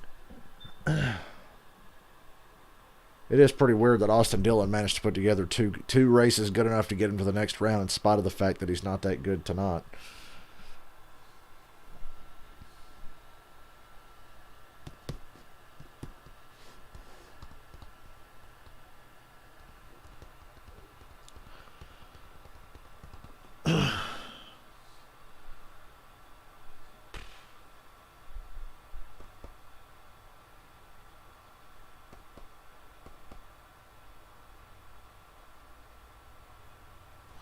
Oh, the caution is for William Byron. Oh, implications. Is now involved in an accident. He was running 10. Implications. This could be it for William Byron. That radiator's destroyed. Pulling out from underneath the hood. A lot of damage to the front. Oh, no. Implications everywhere. And William Byron's going to the garage. He's out. No oil pressure for the 24. Oh, man. He was having a good day, too, for points-wise. Implications. In the middle of the track, just stopped, and that's when William Byron. Was it the 7 car? Smell the oil pouring from that 24 car. What a way to get eliminated. That's going to put Boyer back in.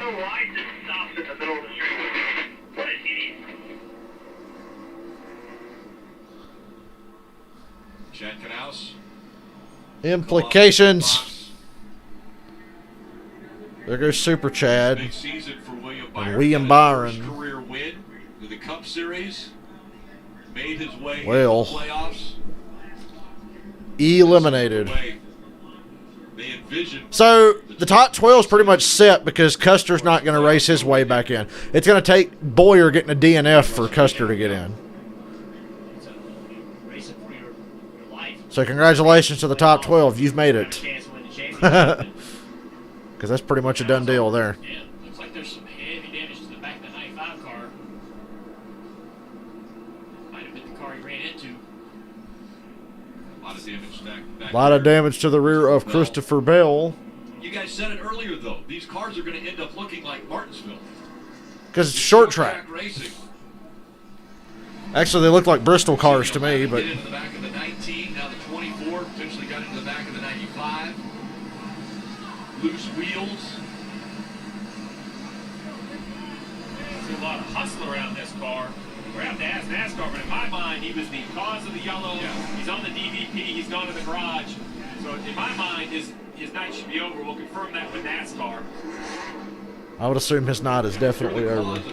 You're immediately on the clock, but then if you go to the garage... Pit road's open. 14 to go in the stage. Everybody's pitting, I believe. And some pit stops taking place here with just 14 to go in the stage. Dylan. Clint Boyer still struggling with the balance of that race car. Said it started off tight early. Clint Boyer just caught the break of the century. Went on 4 tires and fuel for Clint Boyer. Dave. Leader Kyle Busch comes in. He said it was good on the fire off, but then it got a little bit on top of the track. Needs more grip. They made an adjustment for that. Bottom of your screen, Chase Elliott wanted a track bar adjustment. Couldn't quite roll strongly enough into the center and make the car turn. So into the turner security is what he's really looking for, Marty. Ryan Blaney, top of your screen, still fighting tight, and this time just 3 cars from going down a lap for Ryan Blaney. They've been still struggling with that race car. Eric Almirola, middle of your screen, said, I need help everywhere. 2 light, 2 loose, and needed to turn. Meanwhile, the 11 car didn't say really much. But Kyle Busch will keep the lead here, I think. Going on, 4 Goodyear tires for Denny Hamlin, who stays in assault. Now they're going to do the damage repair. Kyle Busch, Kevin Harvick, Joe Logano, Chase Elliott, Kurt Busch, the top 5. Position, Kyle Busch, Kevin Harvick, let you know how they'll line up when we come back. What a turn of events. Implications. Saves Truex and Boyer. I'm assuming Truex and DiBenedetto will stay out here and get the wave around, get one of those laps back, I would imagine.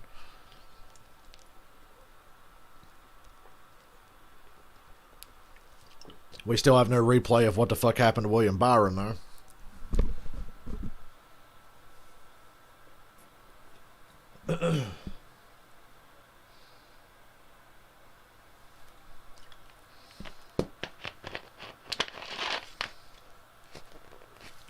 Why can't the Las Vegas race next week be on a Saturday night? Why the fuck's it got to be on a Sunday night?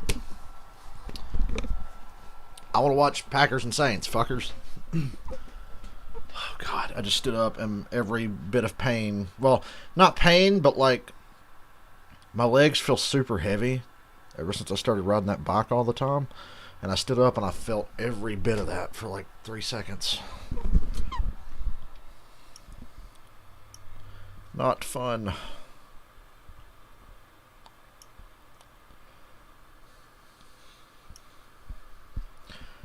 Hey, a lot of what happens to Denny every year is usually Denny's fault. See 2017. And 2010. I just like to troll.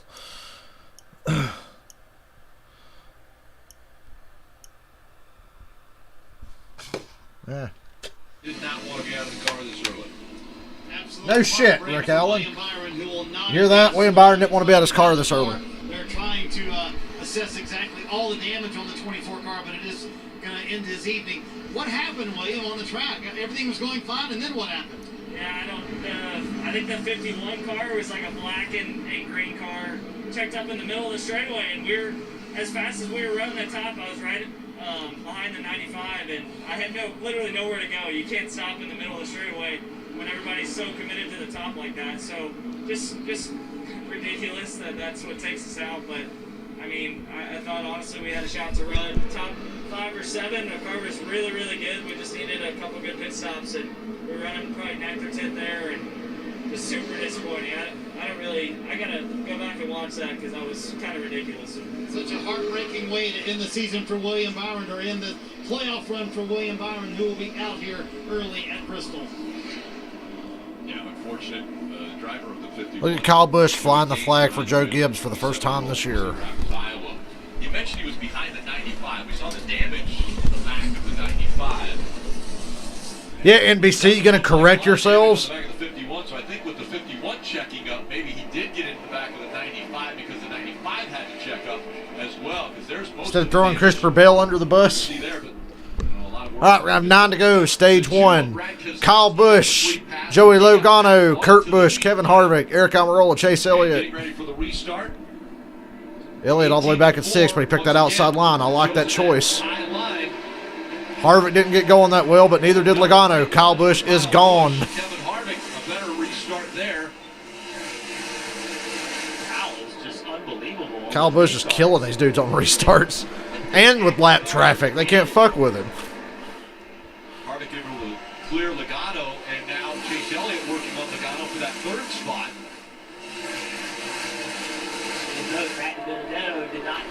Chase Elliott's got a better car for long run. I think they're okay on the short run, but long run is where Chase Elliott's got it. Joe Logano's better on the short run. Light continues for the 21, and that issue for Byron is a little bit of light for everyone else. With him out of the race, now you kind of know the bogey of where he's going to end up in points. We get just 7 to go. Elliott clears Logano, sells into 3rd. 6 to go in stage 2. Right at halfway through this race. You don't have that many cars out of the race, so you look at the points, right? You take someone like the 10 or the 14, the 41, if anybody has an issue, they're going to lose a ton of points because there's so many cars still on the track. Look at the 10th, Eric Almirola. Almirola currently 11th in the point standings, plus 29 over the cut line. Right behind him is Boyer, running 7th and 8th. Trying to get some stage points right here. Boyer said he has to beat his teammates, so there's one up right in front of you. Got a good eye on him.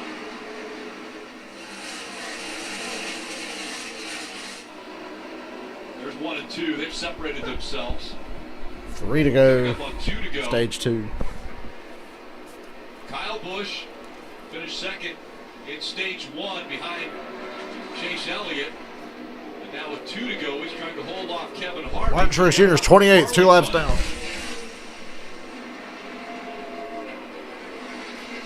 Steve, so many tires in the pits, even though this is only about a 10-lap run. Are we going to see him come back on the pit road at the end? We see a caution coming Caution out, Ryan Newman with 1 to go in the stage. Kyle Busch wins stage 2. 1 lap early. Probably in stage 2. You hear that? This might end stage 2, guys. I don't know. There's 1 lap left. You asked about the tires before the yellow came out. think people are going to stay out to keep their track position. I mean, they were up to 24 cars in the You lead think? lap. Jeff, we're going to have to get word from NASCAR. Matty D stayed out, and he might have worked himself into the free pass position. We'll wait to see where that's awarded, Rick, but if that's the case, Huge. couldn't be a Well, there's the end of stage 2. Kyle Busch, Kevin Harvick, Chase Elliott, Joe Logano, Kurt He Busch. is in, which right now, according to our sporting Kurt Busch quietly having a very solid day. For the free pass. Take a look at what happened with the 6 of Ryan Newman. Sideways through the turn. Ryan Newman just drifted. Doesn't look like he makes any contact on the outside. But sure enough, the free pass does go to Matt DiBenedetto. Matt DiBenedetto, free pass. I'll wait till they get back from commercial before I run to the bathroom so you don't have to sit here in silence for 2 minutes. Take my mid-race piss break. Sponsored by Visa or whatever. You can hear Chris Myers saying that now. Time for a Visa mid-race piss break.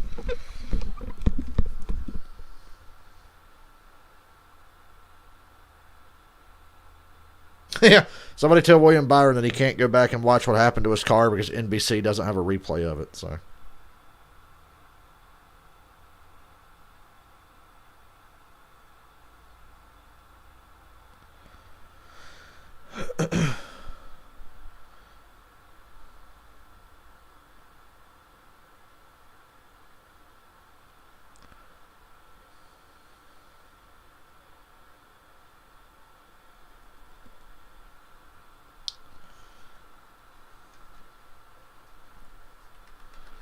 What are you doing there, Ozzy? Ozzy, can you just, like, go to sleep? You're being really manic.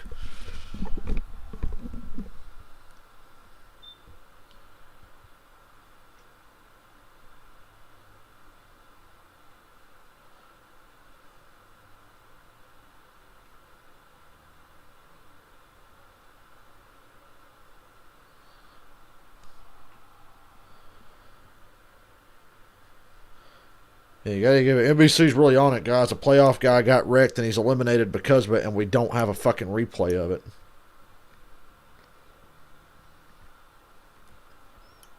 Oh, man. So when the race is at Charlotte in a couple weeks, what are they going to have Dale Jr. guys do? Go somewhere else and call the race? Not going to let them actually be at the track.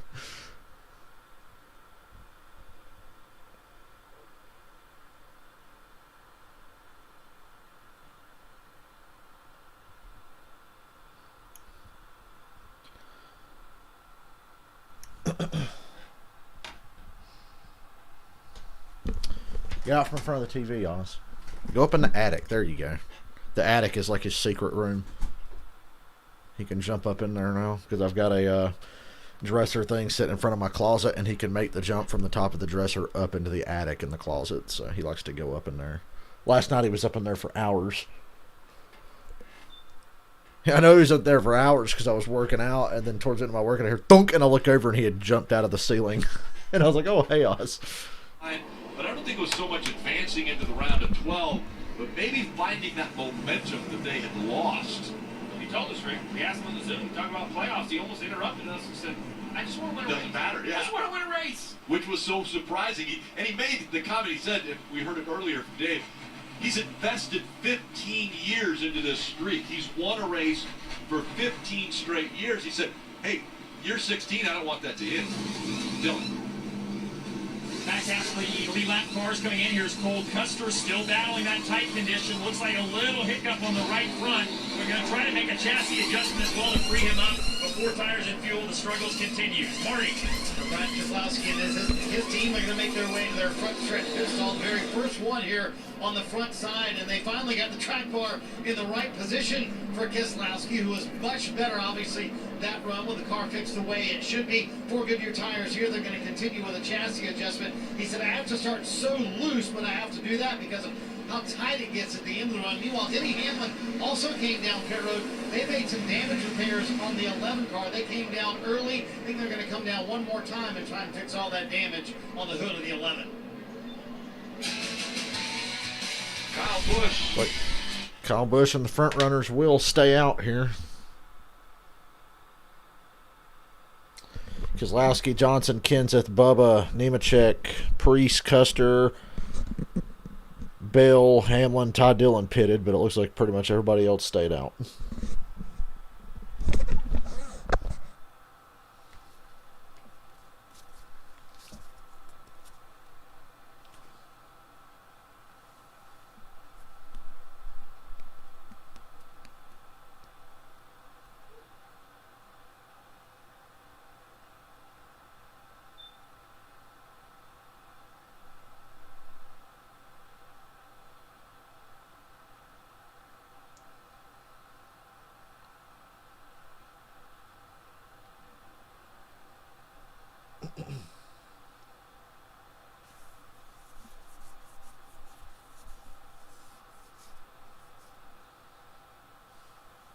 Jeez.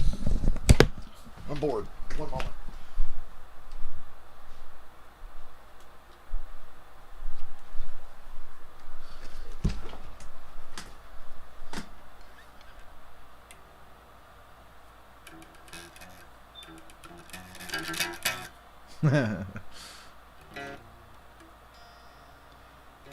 Byron can finish the race on iRacing. Well, you know. Maybe those races should have counted towards the actual season.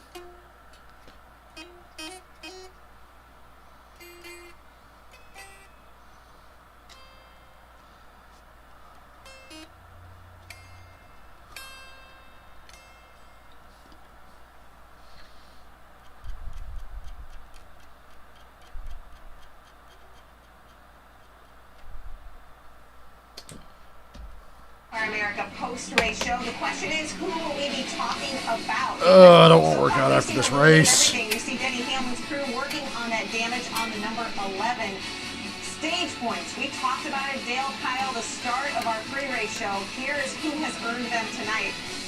Kyle, the other Kyle Busch has been on a mission, but what are you looking for in stage 3? Yeah, I have no idea. I look at this and I look at the stage points. They're gone. The guys that needed them most didn't really get them. But we really are treated to a doubleheader tonight. There's a Kyle Busch race and there's everybody else racing. Will that continue in stage 3? That's going to be the interesting thing for me, to see if Kyle can keep up this pace. Yeah, I think the other thing is to look at is, can these guys make some adjustments on these race cars to get them in a position to take advantage of an opportunity, a late race opportunity that might take a chance of staying out or just getting 2 tires or something like that to give them an opportunity to win and move on into the round of 12. So a lot to be determined here yet, but Kyle Busch is definitely the man to beat. Well, we know Joey Logano, Chase Elliott, they have locked in on points tonight.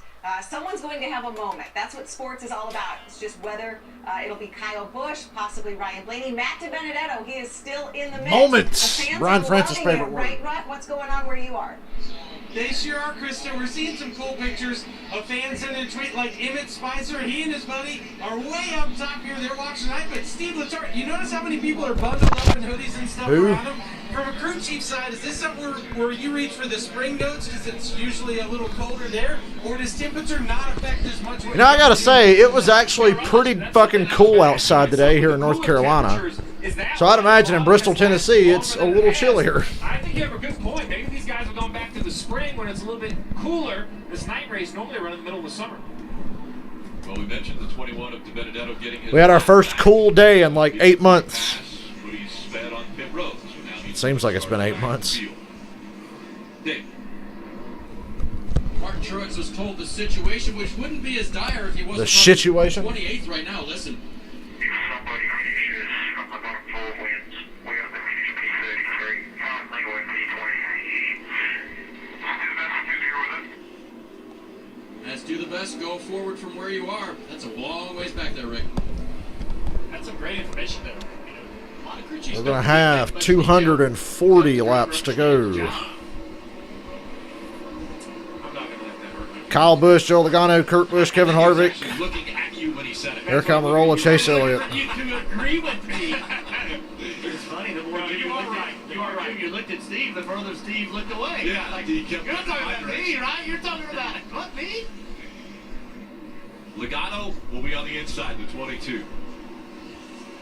Hey, Oz. Kyle Busch on the outside of the 18. Green flag, stage 3. The final stage is Go Logano, win me the money. He keeps picking the fucking inside lane like an idiot, by the way. Okay, Logano slides up into third from the inside lane. Now with drivers locking themselves in. Pretty sure it's going to take an act of God to keep Kyle Busch from winning this race now. 6 points above the cut line. Cole Custer. We know William Byron's out. The 12 and the 21. They are in must-win situations. They've got to get up front if they want to advance into the round of 12. One car we just haven't talked about much tonight.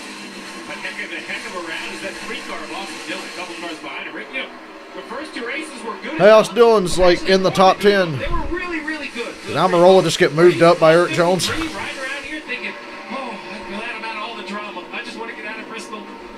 Good for the 3. You know, Dustin Alexander, Austin Dillon, just a great, great first round for the RCR car. Yeah, I think coming into this race, people were wondering whether they were for real. Those last 2 races, I know they were great races, but man, can they keep it up? It looks like they got the pace tonight again today.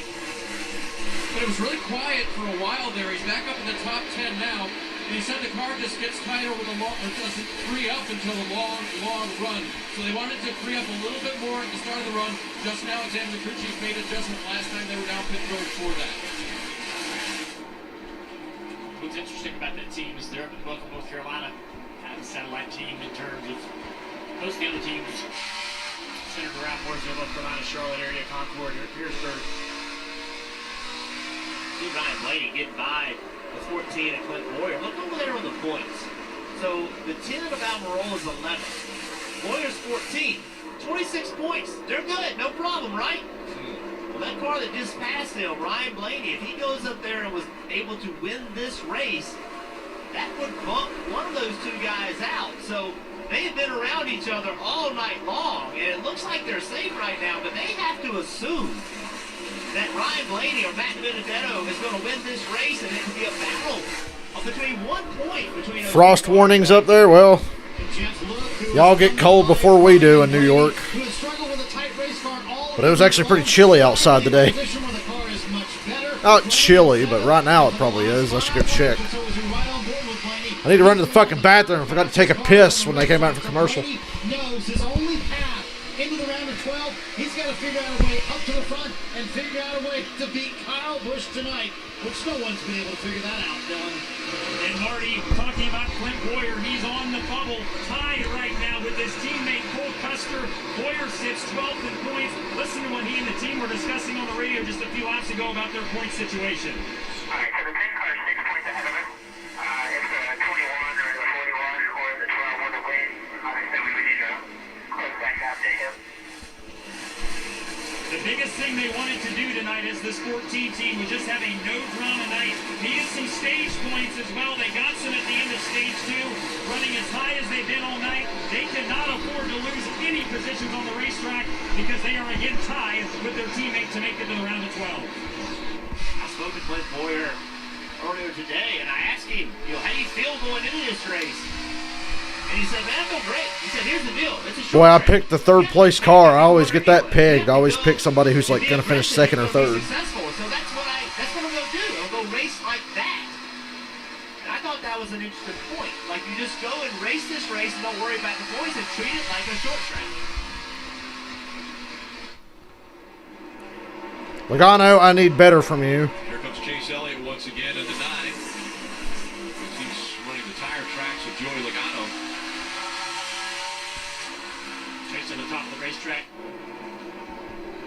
Get a run here. Lap car on the outside. He's got momentum down to get the inside of this 22 here. And 1 and 2.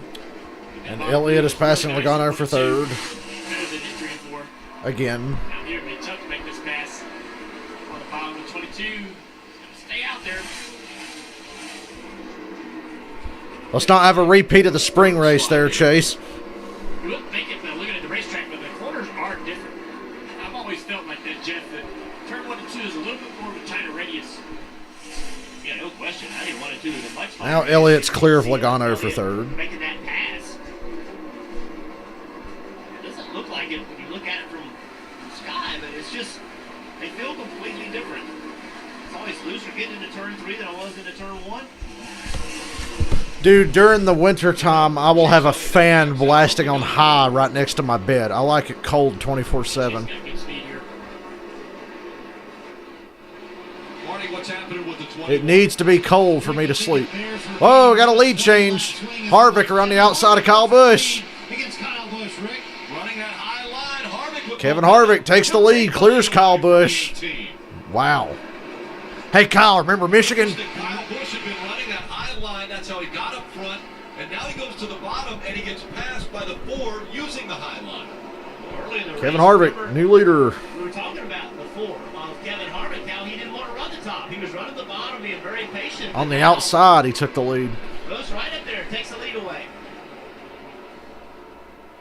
Let's get back to you, Marty.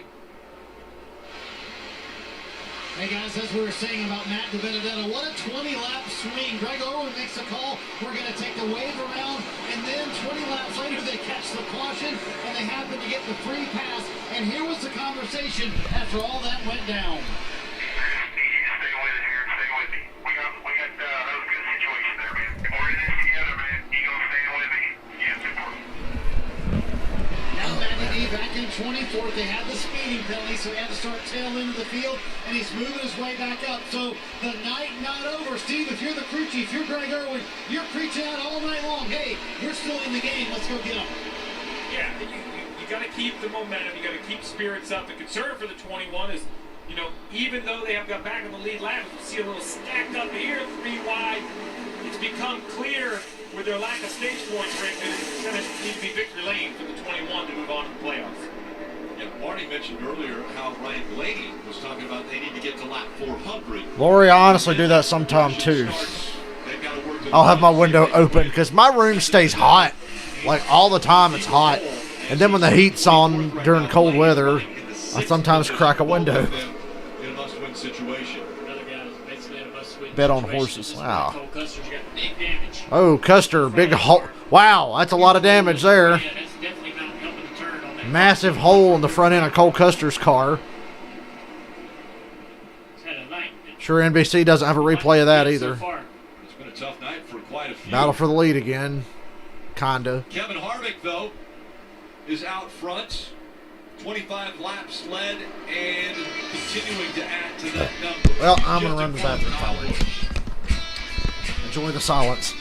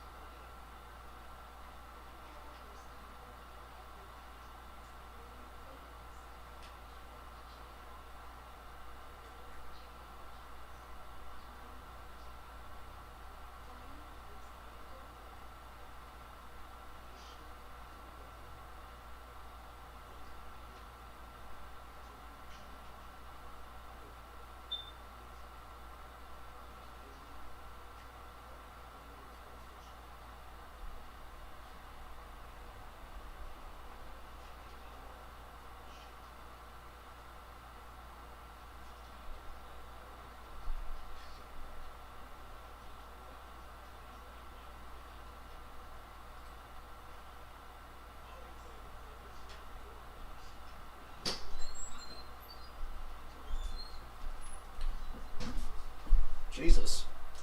That was a fast commercial. And you could play a special part in sending a 48 off in style. Marty, what's going on with the 2 of Brad?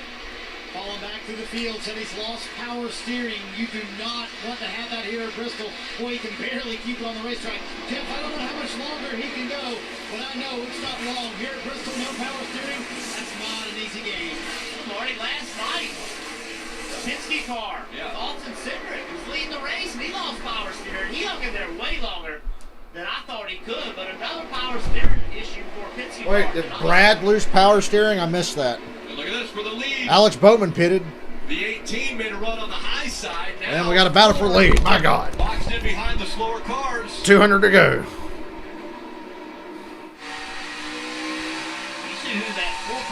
Saw some debris on the front stretch. Just saying. Not going to be easy to lap Denny Hamlin. The 18 following down to the bottom of the track again. Another playoff car. We're hearing a little bit of trouble out of the 88. Alex Bowman's been talking about a vibration. Sounds like they may be coming to pit road. Yep. Yeah, the 88's pitted. Yeah, they're here, guys. The reports the last couple laps were looking that vibration was getting worse and worse. So not sure if it was a loose wheel or what the problem was. Should have bet on Harvick. Hang on to it any longer. So Alex brought it down pit road. They're going to change 4 tires to be safe and send him back out. Another loose wheel, Steve. It's the third one we've seen tonight at the pit on the green. So Harvick has put Hamlin down a lap. Now the 18 trying to stay in pace with the 4. Jeff, we talk a lot about the cut races because they're kind of the crescendo of the round, right? That's where everything happens. But your performance in the first 2 races can dictate the pressure in that 3rd race.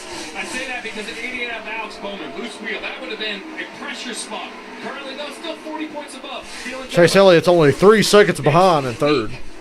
Logano even farther behind than that. Las Vegas. And if you think this is a crazy finish, Am I ever going to get to win money off this stuff? finish out a round. I think Las Vegas, other than Phoenix, the championship race, Las Vegas next week could be the most pressure-packed race we see in the playoffs. I disagree. It's Las Vegas. It'll probably be boring.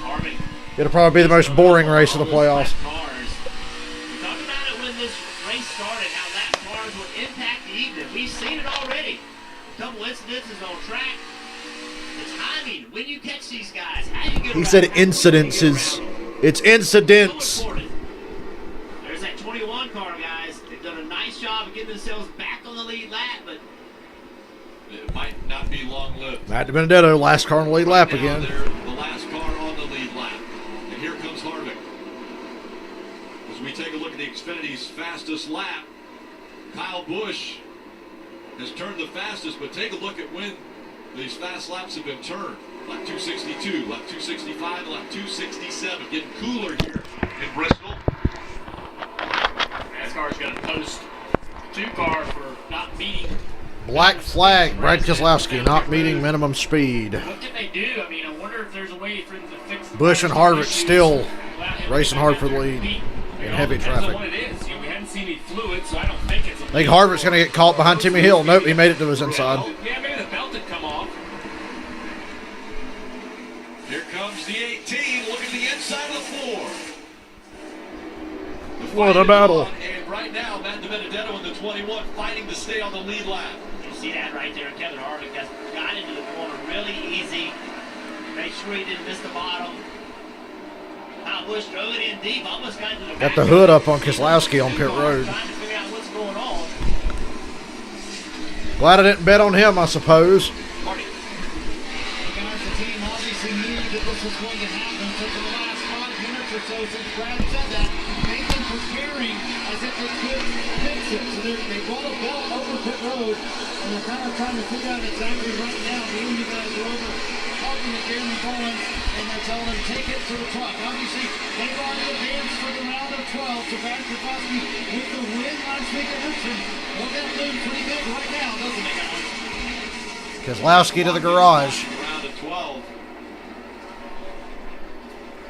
And again to Benedetto, fighting for his playoff life, but the laps continue to wind down and in a position where he's got to win, and the guys who are leading the 185 race laps to go. Guys used to race years ago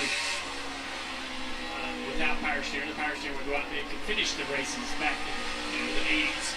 Well, those cars had different geometry. Look, of all the guys in contention, I took the best bet for the money. Because they just showed the odds on the screen on the broadcast. Power steering came into the sport in the early 80s, and the geo settings of the cars were pretty much the same for many years. So if the power steering did go out, you could continue But today with these cars, Harvick's doing a nice job of getting through this traffic and keeping a nice, healthy lead. you physically cannot turn the It's usually Kyle Busch's specialty. You will not be able to go out there and compete at a reasonable pace. Specifically at this racetrack, probably the worst one to lose the power steering. One of the hardest hits I ever took. Hey, Ryan Blaney back in the top 5. Texas, and I lost power I just steering off noticed. turn 2, wide open. And And Harvick's pulling away from Kyle Busch. I'm telling you, I still don't remember part of that, but it just, you could not turn the car. Dylan, what do you have on the 88 car? Yeah, Jeff, we saw him obviously come down pit road unscheduled for what he thought was a vibration for a loose wheel. The crew checked all of the wheels and said that they were all tight. They didn't have the holes widened like we saw earlier with one of the reports here. So they said all the wheels were tight, but it may be something else. So we'll just keep an eye on Bowman and see if there's any sort of vibration that returns, but it was not a loose wheel, so maybe something else. But better to be safe than sorry for sure to come down and just make sure they're all snug. You watch these cars go through check, a lot of these teams will run these big giant metal wheels and they push the car through check, and that's why, because the car is so hard to steer without the engine running and the power steering working. You hate that as a crew chief when your driver comes down because of vibration and you can't confirm with damage on the wheel. We'll have to check on that. It's a good report from Dylan. Another car reporting a vibration, the one of Kurt Busch. They're even having a chat about perhaps pitting. The vibration getting so bad for Kurt Busch. He's running 11th right now, Steve, so difficult, obviously, to come to pit road in that situation, but you don't want to have bigger issues later on in this race. Kevin Harvick out front of Kyle Busch as we go NASCAR nonstop.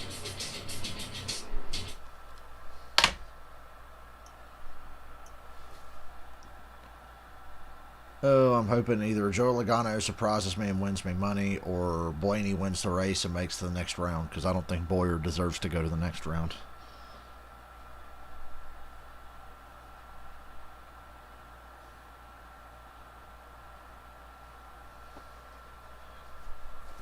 Yeah, but, I mean, you know, Michael's just the one making the bet for me, so I'm like, let me try to steal some money and take somebody a little lower on the list. Really, who I wanted, though, was Chase Elliott or Kyle Busch.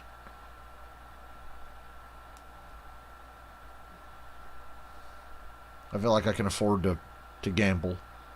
Because it's not even really gambling, because it's not my money. It's Michael's money. Kurt Busch is on pit road. That's got to be a problem. Vibration issue, it says. On our trusty leaderboard there that nobody probably looks at. Because I barely look at it half the time. Because when I watch races on NBC app, the NBC app is always behind the leaderboard.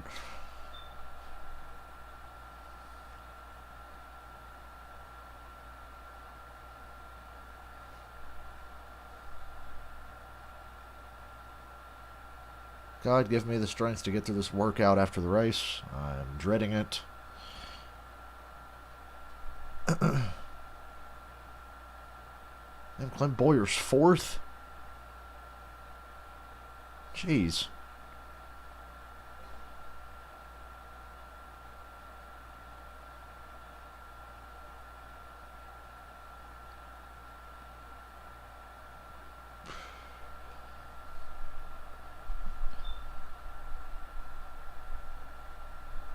Oh boy, Las Vegas next weekend. Can you feel my excitement? No, you cannot.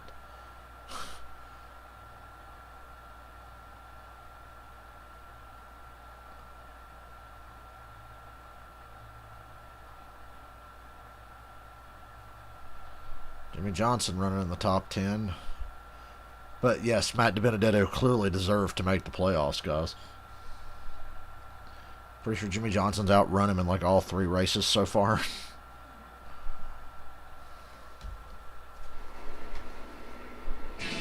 Tonight's aerial coverage brought to you by Geico. You look down on the 1 who came to pit road. You're watching the Bass Pro Shops night race from last great Coliseum, Bristol Motor Speedway, and guys right now fighting to stay in the playoffs as an Eric Almirola, who currently is in 11th. 28. Ryan Blaney's starting to fade again. Cut line, and he's really done it almost silently. He's stayed up here. He's been running in the top 15, and Almirola holding on to a 10th position, and he's trying to do what he has to do to advance to that round of 12. You know, Kurt Busch, we just saw him hit the right front wheel, was loose on the 1 of Kurt Busch. Currently 19 points still above, and as long as the 41 doesn't find some speed or a way to repair the damage, Kurt is still looking pretty good at the moment. Well, Cole Custer, that's the deal. You just had an opportunity opened up for you. That big hole in the hood, he's not going to take advantage of that opportunity. Now you're only 19 points back. Where do you go find those 19 points? How do you make something happen? In a rookie season for Cole Custer, I know he's... Hey, Jeff, to be fair to me, I really should have had Darlington, but Truex wrecked my guy. Rookie with no practice, no opportunity to get better except for during race day. A good solid year for Cole, even if he doesn't advance to the next round of the playoffs. Sure, next week I'll either pick Harvick or Hamlin, because it's a fucking boring mile and a half. And it's just about who's got the fast cars, and they've got the fast cars. So. Really well early in the race, and fell out for that top 10 with yippee. Tire issues on the left front, and all the way to 26. And he's working his way back into the top 10, but now struggling again on this long run. They're trying to get that $20 back I should have had after Darlington. Got a lot of turn in it. Pushing again and hoping for a caution to be able to come on here and get some new rubber. Yeah, Junior, for a while, it looked like Ryan Blaney was in a terrific spot up in the 6th position. But again, they're struggling with the car getting too tight at the end of these runs. Blaney came on the radio a moment ago, said, guys, we're getting better, we're in the game, but we've got to fix this problem with the car tightening up at the end of the run. And that's what Todd Gordon challenged Ryan Blaney with this week. You got to help me in those last 100 laps to know what to do to the car. Blaney, terrific with his feedback tonight. We'll see if it'll be enough. He was 6th a few laps ago, falling back tonight. Some of the guys that came down, they got new tires last caution and gotten around Blaney, but he's struggling right here with King Carr, Barrett Almirola trying to get around him. And look at, I noticed when we were showing Blaney's car from outside. I've been chasing the almighty dollar. Really, really brightly. Fucking up my picks. Not unusual for brake rotors to glow on short tracks, but normally not in a place like Bristol. Look at that. How hot those front brakes are, and you're not on the brakes. Chase Elliott, I see on the leaderboard, he is officially advanced to the next round. Not surprising. Into those front tires, which is the same car, Almirola, his rotors are glowing as well. It could just be a wear issue. Wonder if anybody made any money picking Cole Custer at Kentucky. He has 95 laps on his tires, so it's the same issue perhaps from earlier. Some wise ass somewhere, I'll put $1 on Cole Custer. Steve, as you reported for the 1 of Kurt Busch, it was the right front that was loose on that race car, so Kurt did make the right choice coming down there and changing that. Obviously frustrated the team is, but I think more frustrated... He said that like Yoda. Frustrated the team is. Because they felt like they had a really, really strong race-winning car tonight, so they're still okay, so to speak, on the playoff bubble, 19 points ahead of Cole Custer, but I think the bigger disappointment is... Oh, God, I'm already sleepy. How the fuck am I going to work out tonight? Ugh. Sleepy. Hey, Dylan, catch your breath because we want to go through the field, brought to you by Fred at 1, and we're going to start with your driver who's running up front, Kevin Harvick. And like we talked about earlier, Rick, even though these guys are locked into the next round, they still want to bank some playoff points because of the unpredictability of what round 2 brings. So damn it, I'm tired. That right now. They've gotten to the race lead. If they can hold on and win, that's only 13 cars on the lead lap. Just add that much more of a buffer to about 150 to go. In round 2, Dave. Kyle Busch's 18 car right now needs a little bit of an adjustment. It was a little bit tight there to start the run. You saw Kevin Harvick get by for the lead. Now he's broken the corner down at the 50% mark, plus 1/8 for Adam Stevens. If you can get me better there, I can rip the bottom like I was earlier. Third place goes to Chase Elliott right now. Came into the night not having earned any playoff points since he started the round of 16, but he earned 1 tonight with a stage win, and the points he has accumulated have locked him into the round of 12. Chase can breathe easy if that's ever possible at Bristol. Dave, one of the beneficiaries of Kurt Busch's bad luck is Clint Bowyer. Tyler Reddick's in the top 5. Joe Logano fading again because his long run speed is terrible. Something with the balance and proved it overall. That's showing right right now. Clint's been chomping away at it and runs strongly in the 4th spot, Marty. Hey, Dylan, all the playoff attention for RCR has been on Austin Dillon, but how about Tyler Reddick right now, running in the 5th position, very strong. He told me before the race, even though I won here in Xfinity, this is one racetrack where I just never feel like I got the handle on it. We'll see what happens tonight. Well, we're seeing what's happening. Tyler Reddick, a terrific run up in 5th, Dave. Joey Logano, good speed here in May, good speed here tonight, but it may not be the winning hand. However, he's had a pair of 3s to start the round of 16, and those finishes have been good enough. We'll figure it out. We got 145 laps to get it right, Joey. Bristol, stressful, and I'm glad I'm not there. Jimmy Johnson not in the playoffs, but having a decent night after recovering from early contact with Ricky Stenhouse Jr. Also, the car falling off of the jack. A bit of an adventure tonight, but Jimmy hanging strong in the top 10. Dylan? Eric Jones having a nice quiet run inside the top 10 as he runs in the 8th spot. You see him there. Chris Gale, his crew chief, talked about how much of a struggle these 750 horsepower low downforce tracks have been. This is not one of those. Yeah, it's tough when you actually have to drive the car. All season long. Really want to try to catch Ryan Blaney on pit road. 144 to go, and here's the first pitter in stage 3. Ryan Blaney coming to pit road, obviously knowing they're in this must-win scenario. Car extremely tight for Blaney. We had just talked a moment ago about how they were losing all of these spots. They made a big swing at it. Todd Gordon going with 2 rounds of wedge, trying to free up that 12th car. We'll see how all this cycles out. Steve, what do you think the rest of the leaders will be coming to pit road here? Oh, I wouldn't come for at least another 20 laps or so. I think the 12 is forced to come. Dale Jr., you called it. Just like it happened in the first stage, the left front tire is gone on that 12 car. Jeff, you talked about the brakes. God, he still looks bad. New tires as he about spins out off the corner. But you talked about the brakes glowing, trying to get that car to turn. I think that's put him in a predicament where they just have to come early. The 22 of Joe Logano, his teammate, also has lost some pace. You have to wonder if another Penske car will be coming to pit road soon. Great job on through the field, guys. 11 cars on the lead lap. Chris Purcell, the last car on that lead lap. Kevin Harvick, blistering pace here to go NASCAR nonstop. We love our This has been the most meh Bristol race we've had in a couple of years. I guess we were due for one.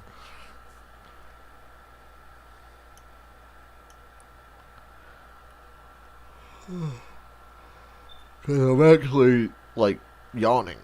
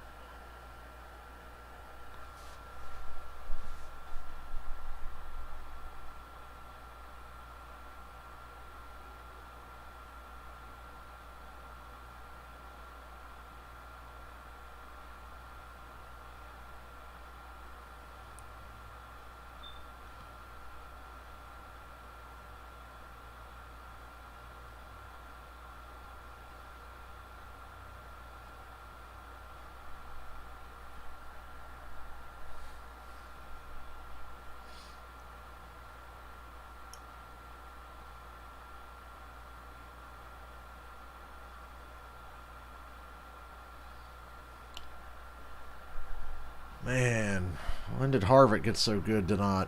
He's like 2.5 seconds ahead of Busch. Joey Logano's 8th. Need a short run and some tire strategy bullshit at the end. Give us a chance.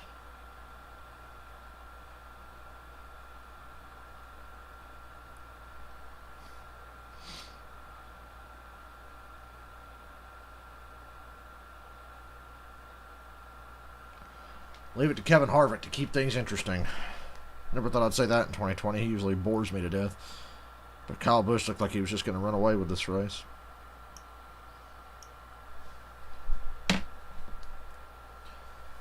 Cam Newton dressed like a fucking pilgrim in that commercial.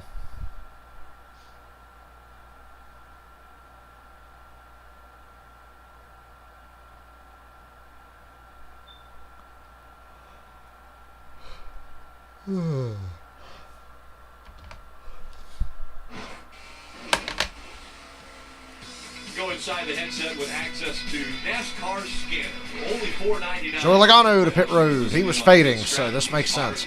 It's about that time. Log into the app.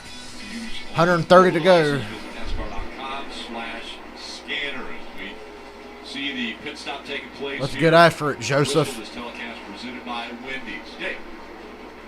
Rick Joey Logano couldn't take it any longer. Remember that earlier run of 97 laps, the tires that came off the 22, the fronts were, according to the driver, shot, and when viewed visually, yes, all the wear marks on the tread were gone. You couldn't see them anymore, so I assume that's what it is this time for Joey. Just had enough of those front tires. Marty? And Dave, you have to credit his teammate. Take advantage of that short run speed. Situation. They came down on the green a moment ago. They certainly have that steady stream here.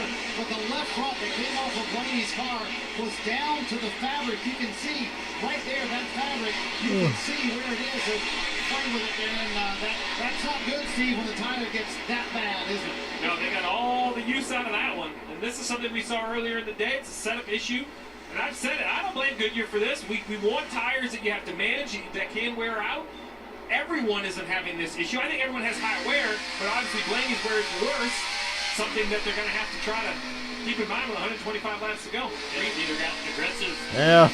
See you next Saturday, I suppose. If I don't do something before then. I don't know, it's been tough lately. Under green, they can come on their side of the Just haven't felt like streaming much. Pit road. If you're on the front stretch, just pit on the front stretch. Back stretch, just on the back stretch. I say that because it's important for these spotters and crew chiefs to remind their Races like this are going to drive it and never stream again. Come on, something happened, please. 116 laps and 16-second laps. Just, that's unnatural. Make sure you know.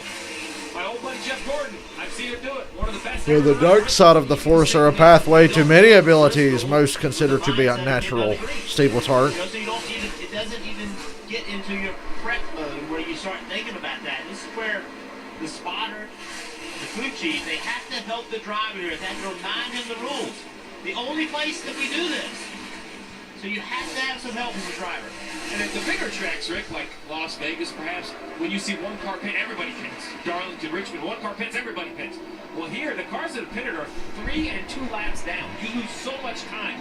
The risk of pitting is higher than the reward of new tires. Let's listen into the 18. He's running in the second position.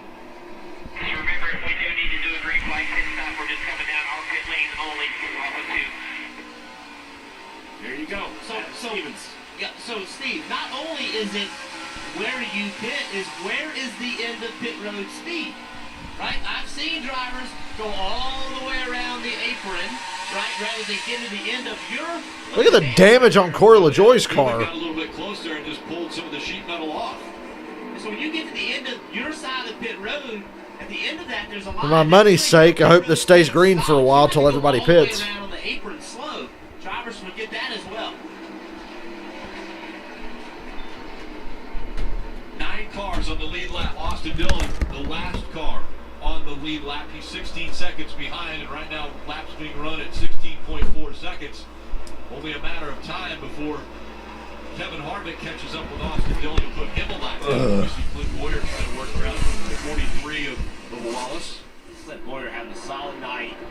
Exactly the kind of night he needed. They're really improved the handle on the car. I mean, remember we were talking about how he was unhappy with the car, how it was driving? Great sponsor on that 14 car. Cummins. I don't know if I could legitimately name my company Cummins, even if it was my last name. He's got a great top 5 run going. Run 14. Clint Boyer is coming. Uncertain at Stuart Haas Racing. He's really fast right now. As we heard with Chase Briscoe yesterday in the Xfinity Series race, he said, I don't want to watch a cat, Ozzy. I want to watch TV. This is Clint Boyer's line right here, too. Every time we go to Bristol and we see Clint running well, car's up by the wall, scraping the wall, Clint Boyer left side, on the bottom. That's where he wants to be. Dylan. That is exactly right, Jeff. That's what they've been trying to get him all night. Is comfortable down there on the bottom. They seem like they finally got him there just a little bit tight, is the latest report before he comes in to make his pit stop. Keep in mind, too, though, this has been a good couple weeks for these guys. Although 10th was not satisfactory for them last week, remember they didn't have their crew chief Johnny Klossmeyer because of a lug nut violation at Darlington, so they were just happy to get out of there with a 10th, but felt like coming here they were going to be much better, and they have been. This is up to where they expected to be running inside the top 5, and they're delivering so far. Coming up on now 111 laps to go. Rutledge, I'm guessing the fans are up on their feet watching this as it's getting pretty hot up front. We sure are, Rick, and it's easy to see lots of little mini battles that keep sort of breaking out through the field. So the question I'm wondering is, from the crew chief and the driver, how many more cautions are you thinking might come with people's anger getting higher and higher on the track? Well, I think if you look at the stats, a lot of cautions early, a lot of green flag running, and a lot of cautions at the end. It just takes one caution, drivers, to bunch up the field, get them close to one another in the restarts, and that seems to breed more yellows. With 109 to go, I expect to see some yellows before the end of this race. Yeah, with so much on the line, everybody having to push the button trying to make something happen. If we do get that one caution, watch out. You know, you've got a couple guys in the top 10 that aren't playoff contenders. You know, Tyler Reddick, Jimmy Johnson, Eric Jones, that would love to win tonight. Jimmy on his way out, retiring at the end of the season. Can we get a caution or something? I know it would really fuck Logano, but I don't care. Can something happen? I'm bored. A couple wins in the Xfinity Series for Tyler Reddick, a couple championships. Running with RCR now. Harvick, Kyle Busch, Chase Elliott. Woohoo! Bristol. We go NASCAR nonstop. Don't want to miss all this action. Oh wait, there's nothing going on right now. At least I waited almost 400 laps before I called it a boring race, because it's been a pretty lame race, if I'm being honest.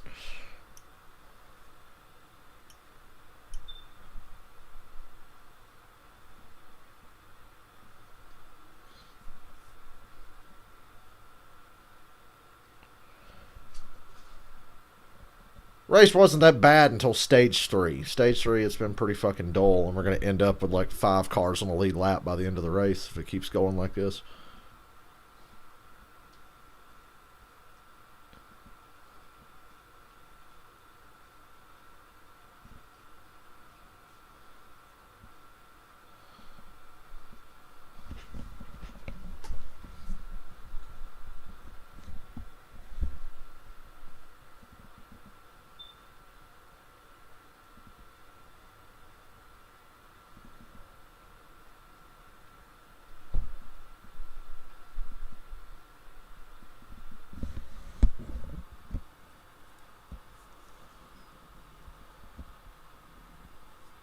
$100 laps to go.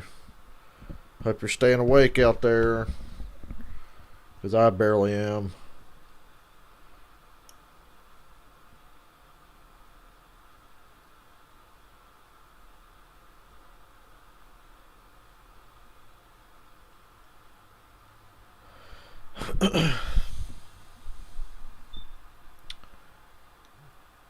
Eric Jones and Jimmy Johnson are battling for 7th and to be last car to lead lap, because Harvick's about to lap both of them. Boy.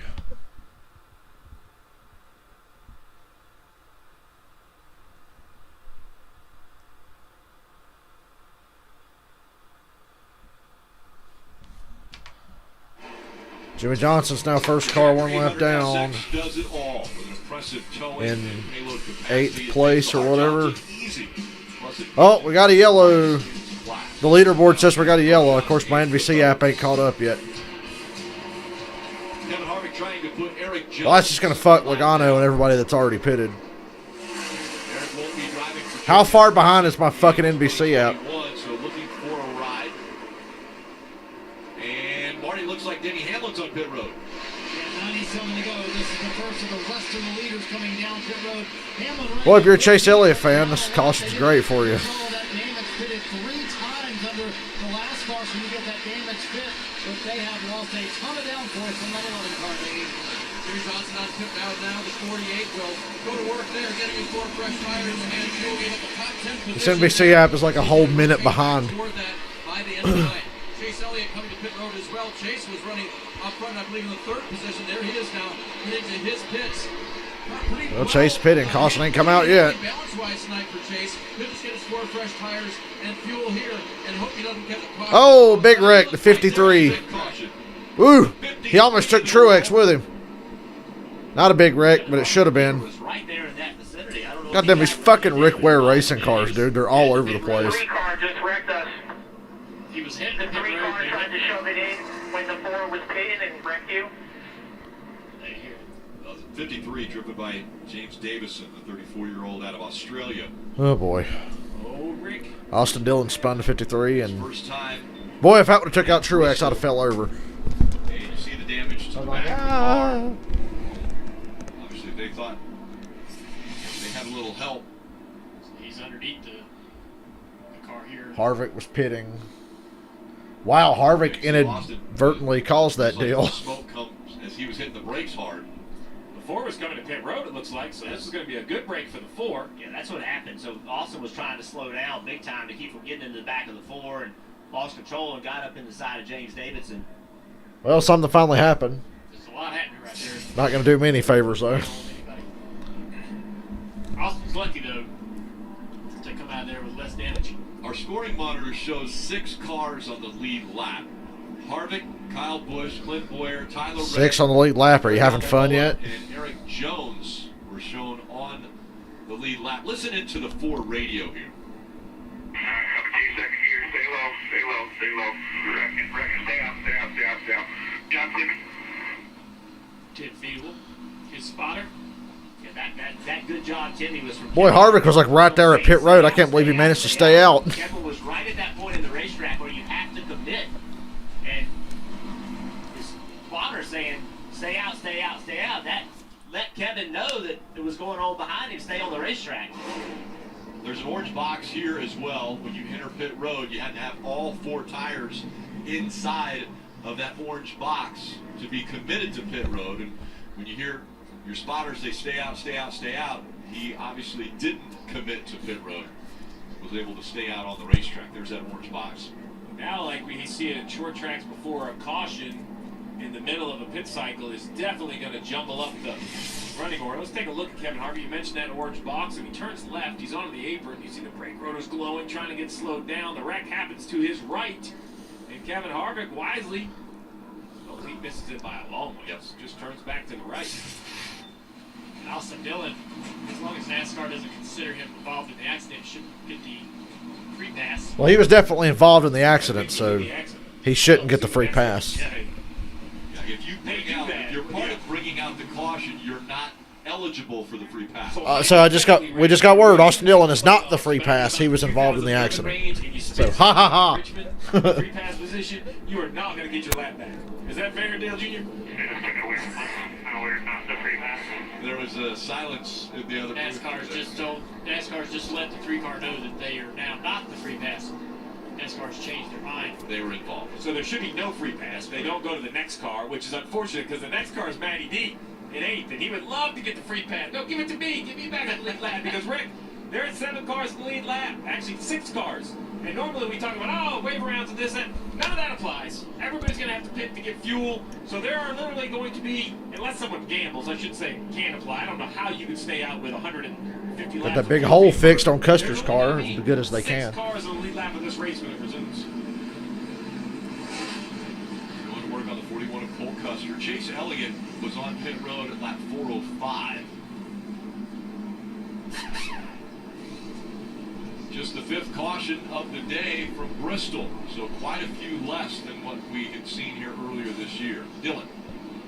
All right, guys, you see Cole Custer coming down. Pit road is open. Down already, so they wanted to get a head start on fixing that damage. Race leaders coming in as well. Kevin Harvick is in his pit box, has been very quiet about the balance of the race car all night long. Just 4 Goodyear tires, Sunoco fuel for him. A little further up pit road, Clint Boyer will be in his stall as well. He's got the 98 well, it's his guys, but they pitted the 98 Xfinity Series car last night to a race win. Just a little bit tight into the balance of the 14th, Dave. Now looks up second place. He called his crew chief, Adam Stevens, whatever you get air pressure wise to tighten up the car, least take it back out. They'll make that adjustment to send him on his way. Marty. Dave, I know you'll be shocked by this, but Tyler Reddick wants to run the top of the racetrack. He said, I'm too tight to run the top, too loose on the bottom. We need to be on the top of the track, so they're going to try and free up that 8 car for Tyler Reddick, who's having an outstanding evening in the 4th position. Meanwhile, Eric Almirola doing everything he needs to do right now. Should advance easily to the round of 12. He said the back end is dancing a little bit, but the front end is pushing as well, so I'm not sure what to tell you. They come in running 5th. Almirola looks like he's going to move on to the next round if he holds where he is, guys. Coming off the pit road, and Almirola looking to advance Harvick, trying to hold on to the lead here at Bristol.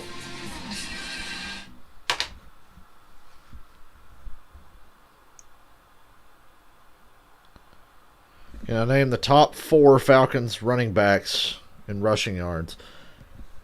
Michael Turner, Jamal Anderson, Warwick Dunn, and Devontae Freeman. Those would be my best guesses. Michael Turner, Jamal Anderson, Warwick Dunn, Devontae Freeman.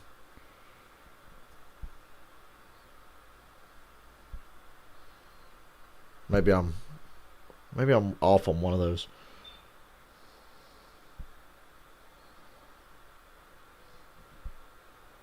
There's another running back we had 100 years ago. I'm not good with Falcons history from like pre-2000. Well, pre-98, because the 98 team was good. First Super Bowl I ever watched, actually, that I can remember watching.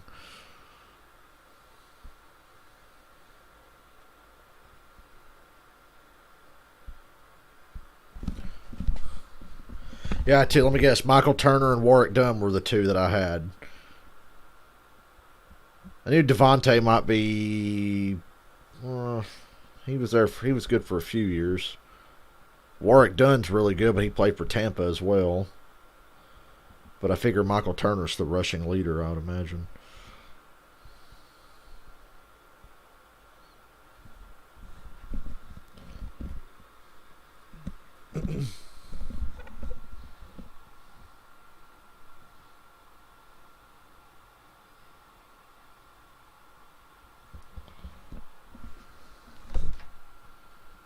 Series XM, that's NASCAR Radio Channel 90.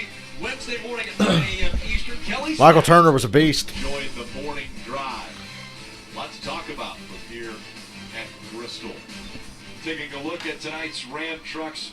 Falcons from 08 to 2011 had a killer offensive line. Avoid problems, and can Kyle snap his streak?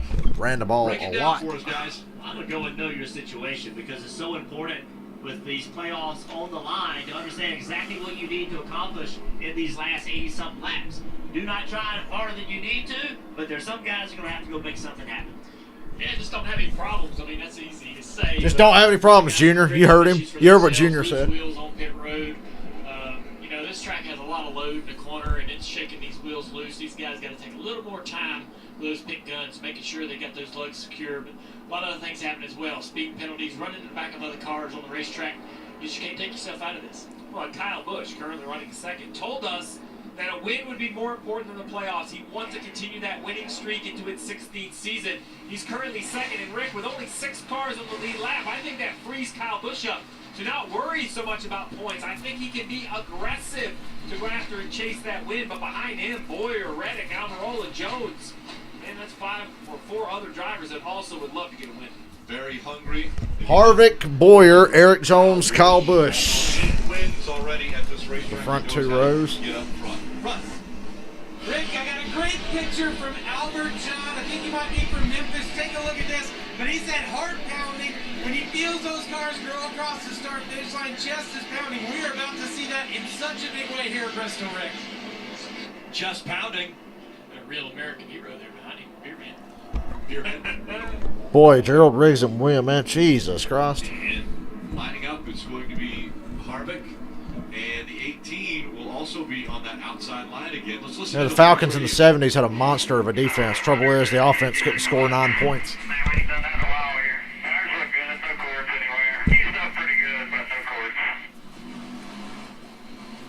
So we're here at Rodney Children. See if Kyle Busch has anything for Harvick. We talked to him a couple ago. And it was We'll see. surprising. He mentioned they have to prove themselves. And here's a team that has 8 wins. My shot at any money's definitely out the and window. They have had incredible success. But Rodney Childers still thinks every race they've got to go out and prove themselves. That's what I got to do, because I can promise you everybody on that racetrack's trying to take it away from you. You have to bring it every week, every day. You have to keep the intensity exceptionally high. Lights are out on the truck. Dun, dun, dun, dun. Harvick, Boyer, Jones, Kyle Busch. Harvick once again. 82 laps to go from Bristol. You heard Rick Allen, 82 laps. Does Kyle Busch have anything left for Harvick? Man, the jump the leaders did. Just incredible tonight. Called him being He holds second for now. Every restart, the leader's been comfortably in the lead by turn 1. Boyer there in 3rd place. 2 guys behind you with nothing to lose. They're not in the playoffs. Only here for one thing only. That's to win the race. Clint needs to understand their situation, not just his own. They're willing to take gambles and they don't really care about you. They're here to serve themselves. As we see Eric Jones get by. Jones to 3rd. Boyer to 4th. Reddick running top 5. Jones was just about to go lap down when that caution came down. He got to scroll the ball twice out in front of the leader, trying to stay on the leader. Nope, I don't think Kyle has anything for Harvick. Back to our regularly scheduled boring program. We talk so much about the playoffs, but NASCAR, the other guys continue to get to race. Eric Jones has got to feel just a little, little torn. He's not going to be back at Jones Racing. Don't know what he's going to be doing next year. Well, the best audition in the world would be going to Victory Lane. We don't know if he already has a deal signed, but winning fixes a lot of things. Dylan. Well, I think all you guys know this and understand what a more. This race has been so boring, I'd rather talk about the weather. When you're in the situation he's in, because as much as you try to block it from your mind, it's always going to be there, and it's been really. I should never get my hopes up. NASCAR will always let me down. Really know what the future holds for them, so they've tried really, really hard to separate it and keep their team together, but said to the best medicine for that is just to have a good run. And like we said, they felt like this was going to be a place where they could do that. They're very focused on getting a win before the season's out, and in a great position to do that right now as they run 3rd. Eric Jones running 3rd, and we've mentioned that his career is in jeopardy. They don't know what they're going to be doing. Well, Kyle Busch talked about drivers just like Eric Jones and what they might do here at this racetrack. Come on, Kyle. In these positions. We'll be cheering for Kyle Busch. Come on, Kyle. It's going to come down to crunch time. It is an elimination race, as you put it. So there's going to be guys doing some desperate things, making some desperate moves. Kyle has closed in on Harvick again with no help from traffic, but he's there. We'll see what the traffic does. They passed like 2 lap cars, but passed them pretty easily. Yeah, Kyle Busch is there. He's on his bumper. Harvick looks a little loose getting back in the gas off of 2. And Busch going to his outside in 3 and 4. Harvick's just bobbling off the corner exit every lap now. Kyle Busch taking a wide arc there. Good corner by Harvick down the back. Busch is definitely committed to the outside for now. Now he's back to the bottom. He was losing a little bit trying to run the top. Harvick's still loose. Kyle was loose that time as well. Kyle would rather run the outside, but it's just not working right now, so he's back to the bottom. Kyle Busch can drive in the corner deeper than anyone. 69 laps to go. Very nice. Now Kyle's trying the outside again. Kyle says the car's pretty good, but oh my God, he's so loose. He was so loose all before, but he managed to carry the momentum and close back into Harvick going to 1.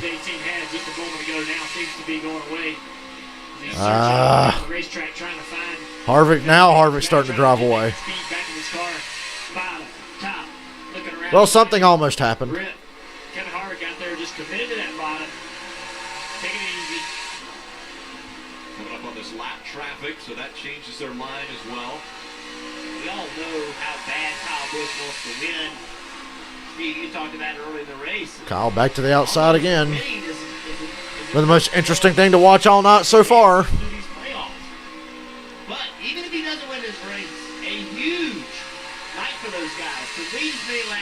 the front. We've not seen. You think they care, Jeff Burton? You think Kyle Busch cares? Well, we led a lot of laps tonight, fellas. Moving further into the playoffs, can they use that to get a little better and then find themselves the Phoenix? Never count this team out. Never count this driver out. When they won the championship last year, a lot of First car 1 lap down is DiBenedetto in 7th. I'm gonna do the top. I'm on the bottom. I'm gonna do the top this time. I'm on the bottom. I mean, he is frantically like trying to find that edge.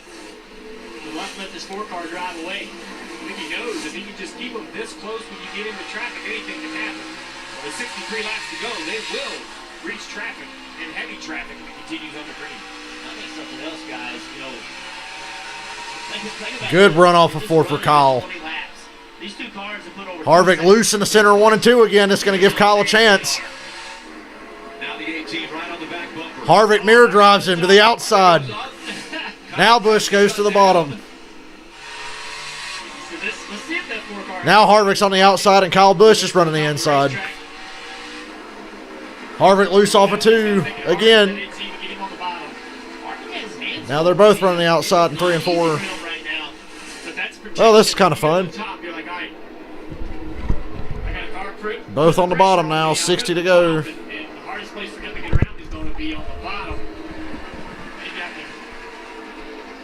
Speed, my car, I get sliding around up there. Yeah, the 4-car on the exit of both corners. Harvick's a little looser than Kyle about everywhere they run. Now a pretty good gap between the 4 and the 18 as Harvick has put about 2 car lengths between the 2. That lap car is going to help Harvick there a little bit. And then top a little bit, took the line away to 18, now back to the bottom. He ran that bottom, he gained some ground. If Kyle Busch doesn't win this race, he's not going to win the rest of the year.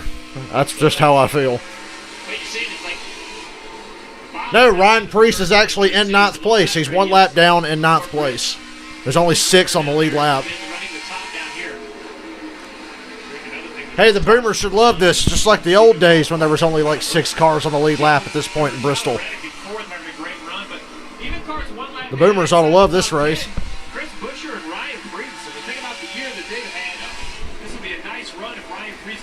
Inside the top 10. I say that because the action up front is going to stay pretty heated. So we'll see how it goes with 56 to go. Busher moving back over to Rob Finlay Racing. Reached with Doherty. As we're watching Kevin Harvick, I love this shot where we can see him working as hard as he's working. And boy, is Jeff Burton's face red. The glare's not on the helmet. You can see his eyes, how every time, as soon as he gets on the straight, he looks up. Sees where the 18 is, and that's engaged. A lot of lap traffic coming. Kyle Busch still close enough to take advantage of any kind of mistake. A lot of lap traffic ahead. How are Elliott and Logano not tearing through all those lap cars that I know they're faster than?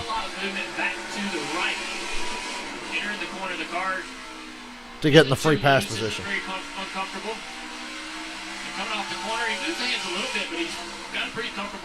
Look out, another Rick Ware Racing car ahead. They've certainly been the story tonight. Being more patient on that throttle, looking up, checking the mirror to clear that lap car, get back to the top where he wants to be. Look at all those lap cars in front of him. A lot of lap cars.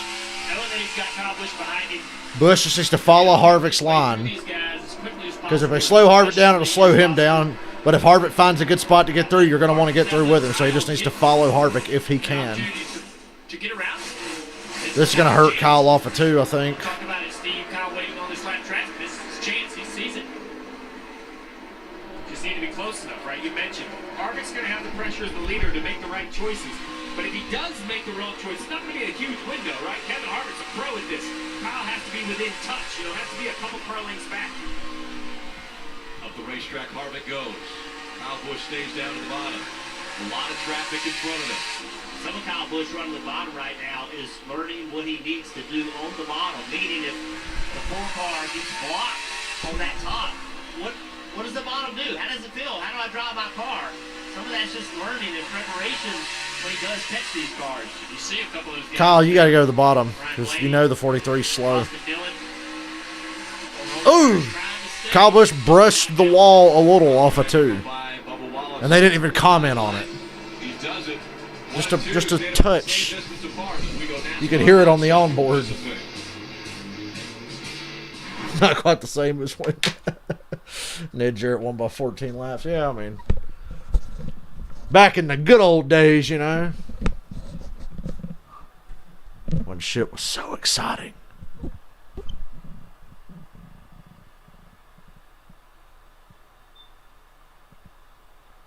With or without a caution, I feel like Harvick's going to hold him off, barring disaster.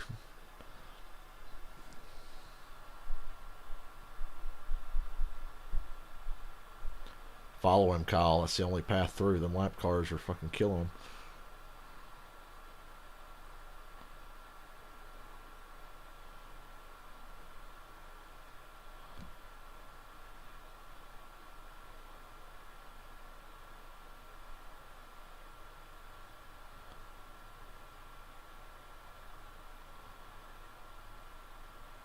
What a camera view there.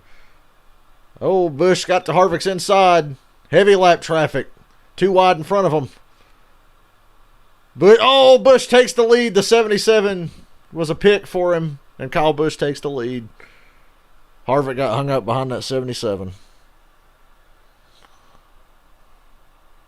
But he might get the lead back now, because now it's flipped the other way. Kyle's leading now, and he's going to be the first to catch this traffic. Beautiful. Busch had a lap car in front of him, but his lap car was Blaney, and Harvick's lap car was the 77. So, well played, Kyle Busch. Well played.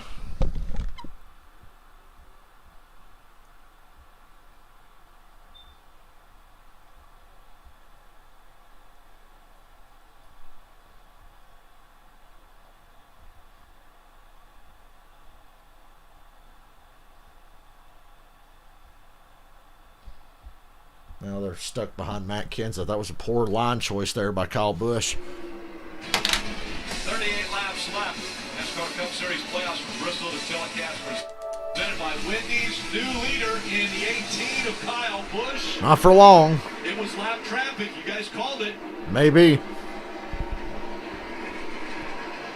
Busch was able to get by the 4 of Kevin Harvick when Harvick got caught behind Reed Sorensen in the 77. Only got 36 laps to go this time.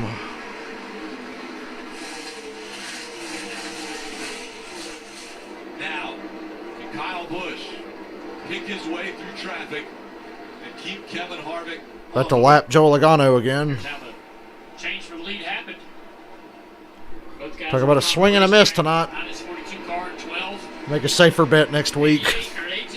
Get a few dollars. Look at that 77 resourcing up here on the outside. 18's going to kind of box him in. Usually it's pretty hard for turn 1. Harvick has no choice. How much of a dick is Logano going to be here? You know he's going to be a dick. Let's see how bad he mirror drives Kyle Busch.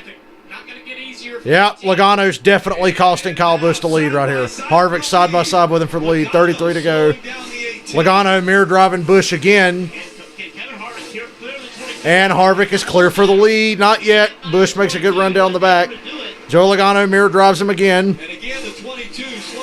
Trying to avoid going 2 laps down. He's going to get moved if he don't get out of the way. Logano's nervous too. He's got the 18 behind him right. And Logano, Harvick takes the lead with an assist from Joey Logano. I don't want to be here. Y'all go around me. If I was Busch, I'd run over Logano. That's incredible how lap traffic. Wow, look at Joey. Surprised 18 didn't get it to him there. I would have gave it to him. Back in the lead for Harvick. Man. And Harvick's driving away. Straight for Kyle Busch. Pulling away. Man. Now, Kyle Busch way to go, Joey. 30 laps to go at Bristol.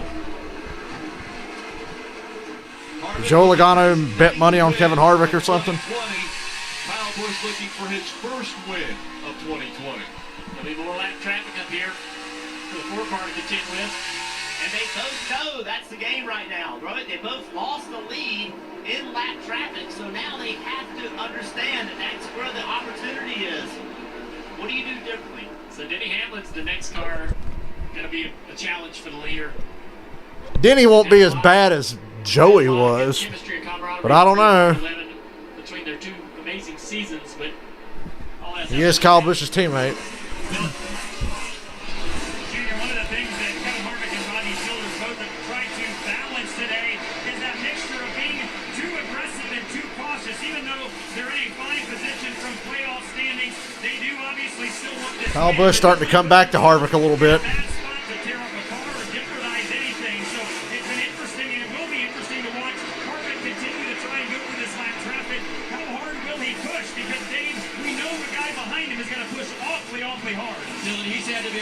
Hamlin moved right over and let Harvick go to the outside.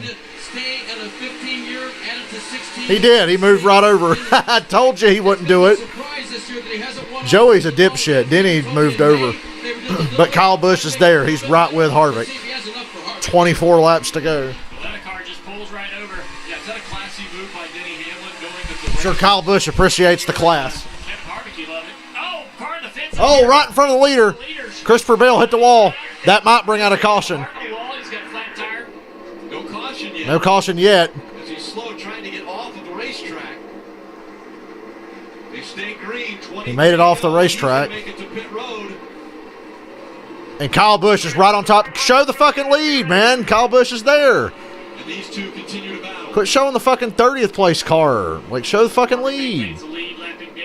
Now Harvick's got a nice lead again because Kyle couldn't take advantage. That's what Kyle's got to do. He's got to keep that pressure on. Well, we were an inch away from having a wreck right in front of the leader. Traffic, but not a lot. 21 laps to go. Here it comes. These guys might give a lot away to the leaders. Johnson and Nemechek going low, allowing Harvick to have his preferred line. Harvick's probably on the radio or his spotter, tip feeder with all the bridge. Oh, Harvick loose off of 2. I thought he was going to spin out. Shows you how hard Harvick's had to push. I really thought he was going to go spin out to the inside wall. Trying to direct these left guys out of their preferred line. They badly want 19 to go. Busch loose off of 2 now, but not as bad as Harvick was the previous lap. and allow him to stay up here. Under 20 laps to go. Well, this is a hell of a battle. Drivers have locked themselves in. The 18, the 3, the 88, and the 19 all will advance to the round of 12. Ooh, Harvick brushed the wall off of 2. And Harvick is pushing that car to the limit. Right up against the marbles. If he hangs on and wins with the way that car's handling, I do think Kyle Busch has a better handling car right now. Harvick's all over the place. Loose, brushing the wall, Off of 2. just barely touching it. He's getting everything he can get.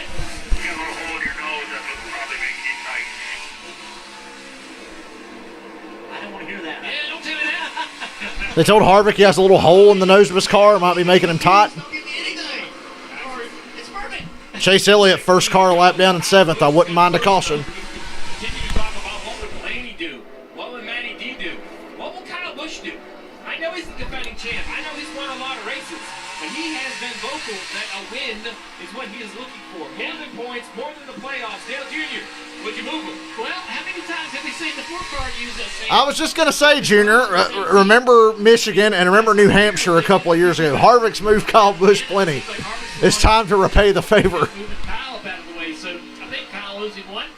New Hampshire. Yeah, New Hampshire comes to mind. Denny Hamlin also involved in those too with Harvick. I think there's a lot of respect between these two drivers. Oh, lap car just killed Kyle Busch there off of 2, the 51.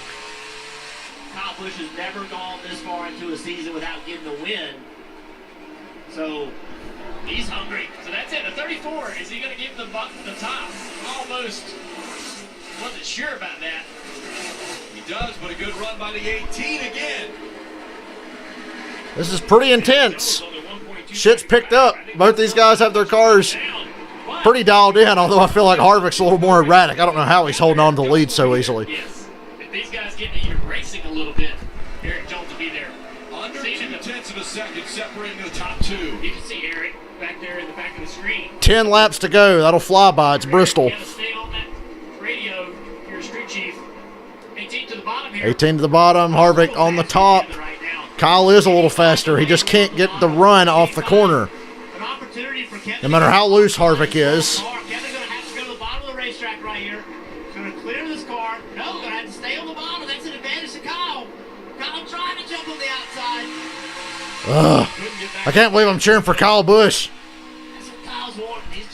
I just want to see a crazy pass for the lead at the end of the race. That's why I'm kind of cheering for Kyle Busch. 8 laps to go. Greg Gaulding up here on the outside line. Will he have, oh, he gets out of the way. Smart move for Greg. Greg Gaulding pulled off the track to get out of the way. Good man. Greg Gaulding does such a good job at staying out of trouble. 7 to go. Almost in the fence right there. Both of them almost in the fence. Right here is where I think Kyle Busch is better than Harvick. They get in pretty close to the same. They rotate the middle. This is nuts. And on the corner exit, that's where Kyle's car is better. 6 to go. Traffic in front of Kevin and Kyle here. Kyle to the inside. Harvick's on the outside. They're door to door in 2. Harvick pulls ahead down the back. Wasn't able to pin it. Oh, the 96 took Kyle's line away. 18 gets right here on this exit. Wasn't able to gain as much 5 to go. Come on, Kyle. Make a show out of it. I'm going to cut my leaderboard off now because it's ahead of my fucking app anyway, and I don't want to be looking at it. 4 to go. 4 more times around. I'll bring the leaderboard back up when the race is over. Can he get to the bumper?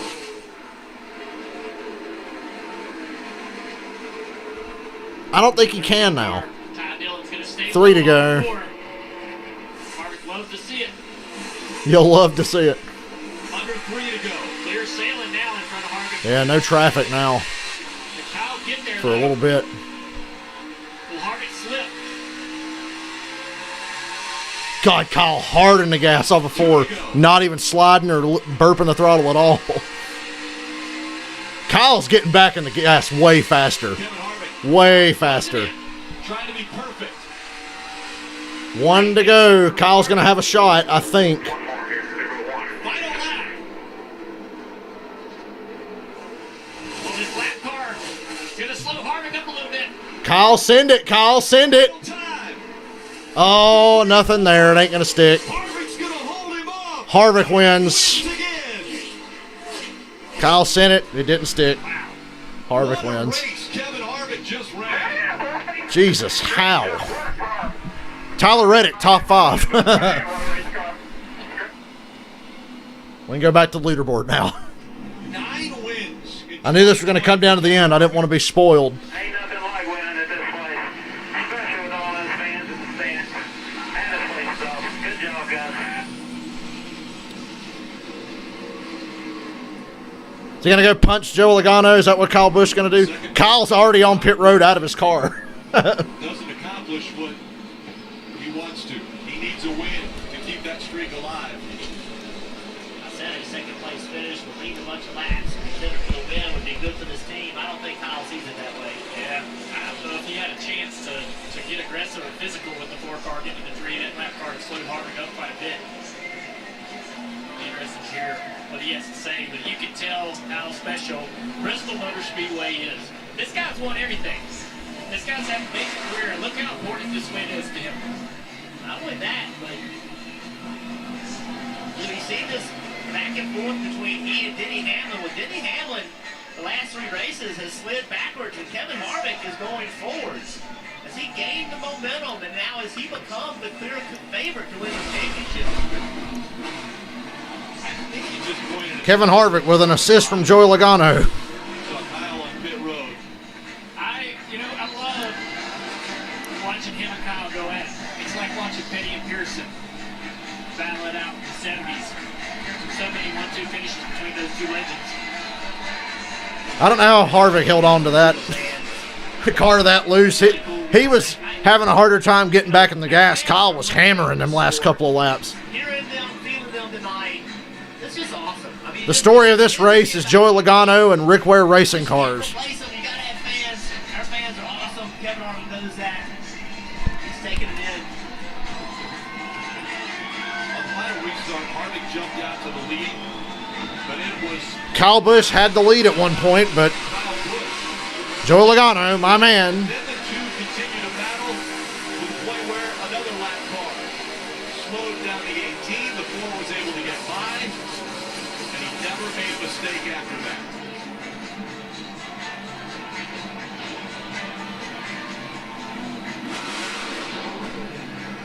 It ended up a fun race. That last run was really nice.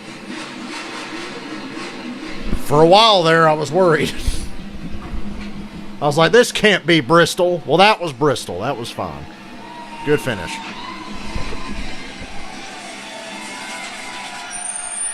Holds it to the start-finish line.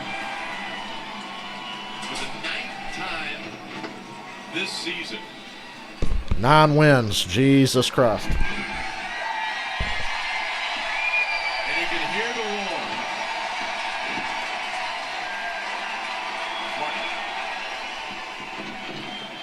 Rick, what incredible fight Kevin Harvick and this team have shown here in the round of 16, winning the Southern 500, and now the night race at Bristol in front of 30,000 fans, by the way.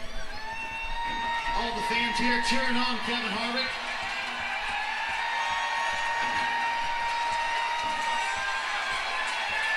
I think that's the noise he loves to hear the most.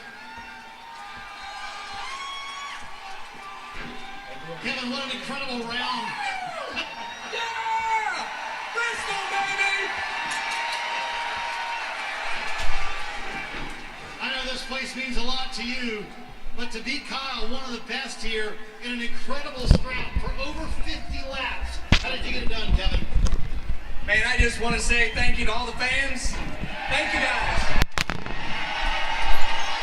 I was so jacked up when we started this race because of you guys and Bristol Motor Speedway. Just really, really proud of everybody on our Busch Light Ford, Mobile One, Hunt Brothers Pizza, everybody from Jimmy John's, Fields. We'll bring the sword to the go-kart tent tomorrow, so you boys better be ready to take a picture. How about the battle call, though? It was tit for tat, and there was not an inch of room for error, Kevin. I can't wait to hear that Kyle Busch interview. Kyle Busch at Bristol, I kind of got myself in a little bit of a ring there. I hit a lap car and got a hole in the right front nose, but just kept fighting. We don't have anything else to lose. We were here to try to win a race. I know how much Rodney really enjoys coming here, and hell, how could you not have come in here with all this enthusiasm? Everybody's tired of being at home. I think Kevin speaks for everybody, but to win in front of the fans, that makes it more special, doesn't it, Kevin? It does. I know you guys are tired of being at home like me, so I'm glad we're all here having a hell of a time. Thank you. Kevin Harvick, incredible round of 16. On to the round of 12 in the championship fight. That's a great point, Marty. Ended up a hell of a run at the 12 end. drivers advance. That means Over that 50 4 laps. definitely will not advance, and their playoff hopes are now done. Let's go to Dave. That caution during the pit cycle really screwed up a lot of things. Here we go. Advances, an epic battle here tonight. You came out on the short end, Kyle. Why was the 18 just not able to get around that 4? I just didn't have enough there at the end. The guys did a great job and gave me a really good piece tonight to contend and at least be up there and be close. But unfortunately, just didn't have enough. Lap cars were definitely a problem, but it's part of racing. You got to try to get around them where you can, and there's just no room for me to do what I needed to do on a couple of those opportunities to get past them. We thought we heard you say on the radio, boy, that 4 car is really good. Did that mean you thought, and I'm better, I'm going to get around him? Or, man, I'm not sure if I can get around him? No, that was earlier in the race when he drove away by like 6 seconds. So he obviously had the better car, the faster car than us tonight. But it's always the had to car. make some good adjustments on that last run in order to keep us in the ball game and keep us close. Wakanda forever. But I think the 20, kind of stayed pretty consistent with us too, gap-wise. So. And that race was done in less than 3 hours. Coming short. What do you say? All right, Kyle is through to the round of 12. He goes home next week to Las Vegas to try to lock in at the first race of that round. Still searching for his first win. Kevin Harvick celebrating win number 9 of the season. Well, just that close, and what an epic battle between. So before I leave here, just so we're all clear, for NASCAR, you see just not how NBC excited Sports. Kevin Harvick can be. Plenty more from Bristol when we return after this. We're about to go ahead and jump off of here. So the unofficial standings, we already know who's eliminated. If you were paying attention or not, you know. Excuse me. Where's the fucking standings, bitch? Anyway, it was Matt DiBenedetto, Cole Custer, William Byron, and Ryan Blaney are eliminated. Can't really show you the standings. They don't really have them at the moment. So But I'm going to get the fuck off here and chill out for a couple hours before I drag my lazy ass out of bed to get my stupid workout in for the day. God. Why can't I be blessed with good metabolism? Anyway, I'll see y'all next Saturday. I do believe. Saturday night, Xfinity race.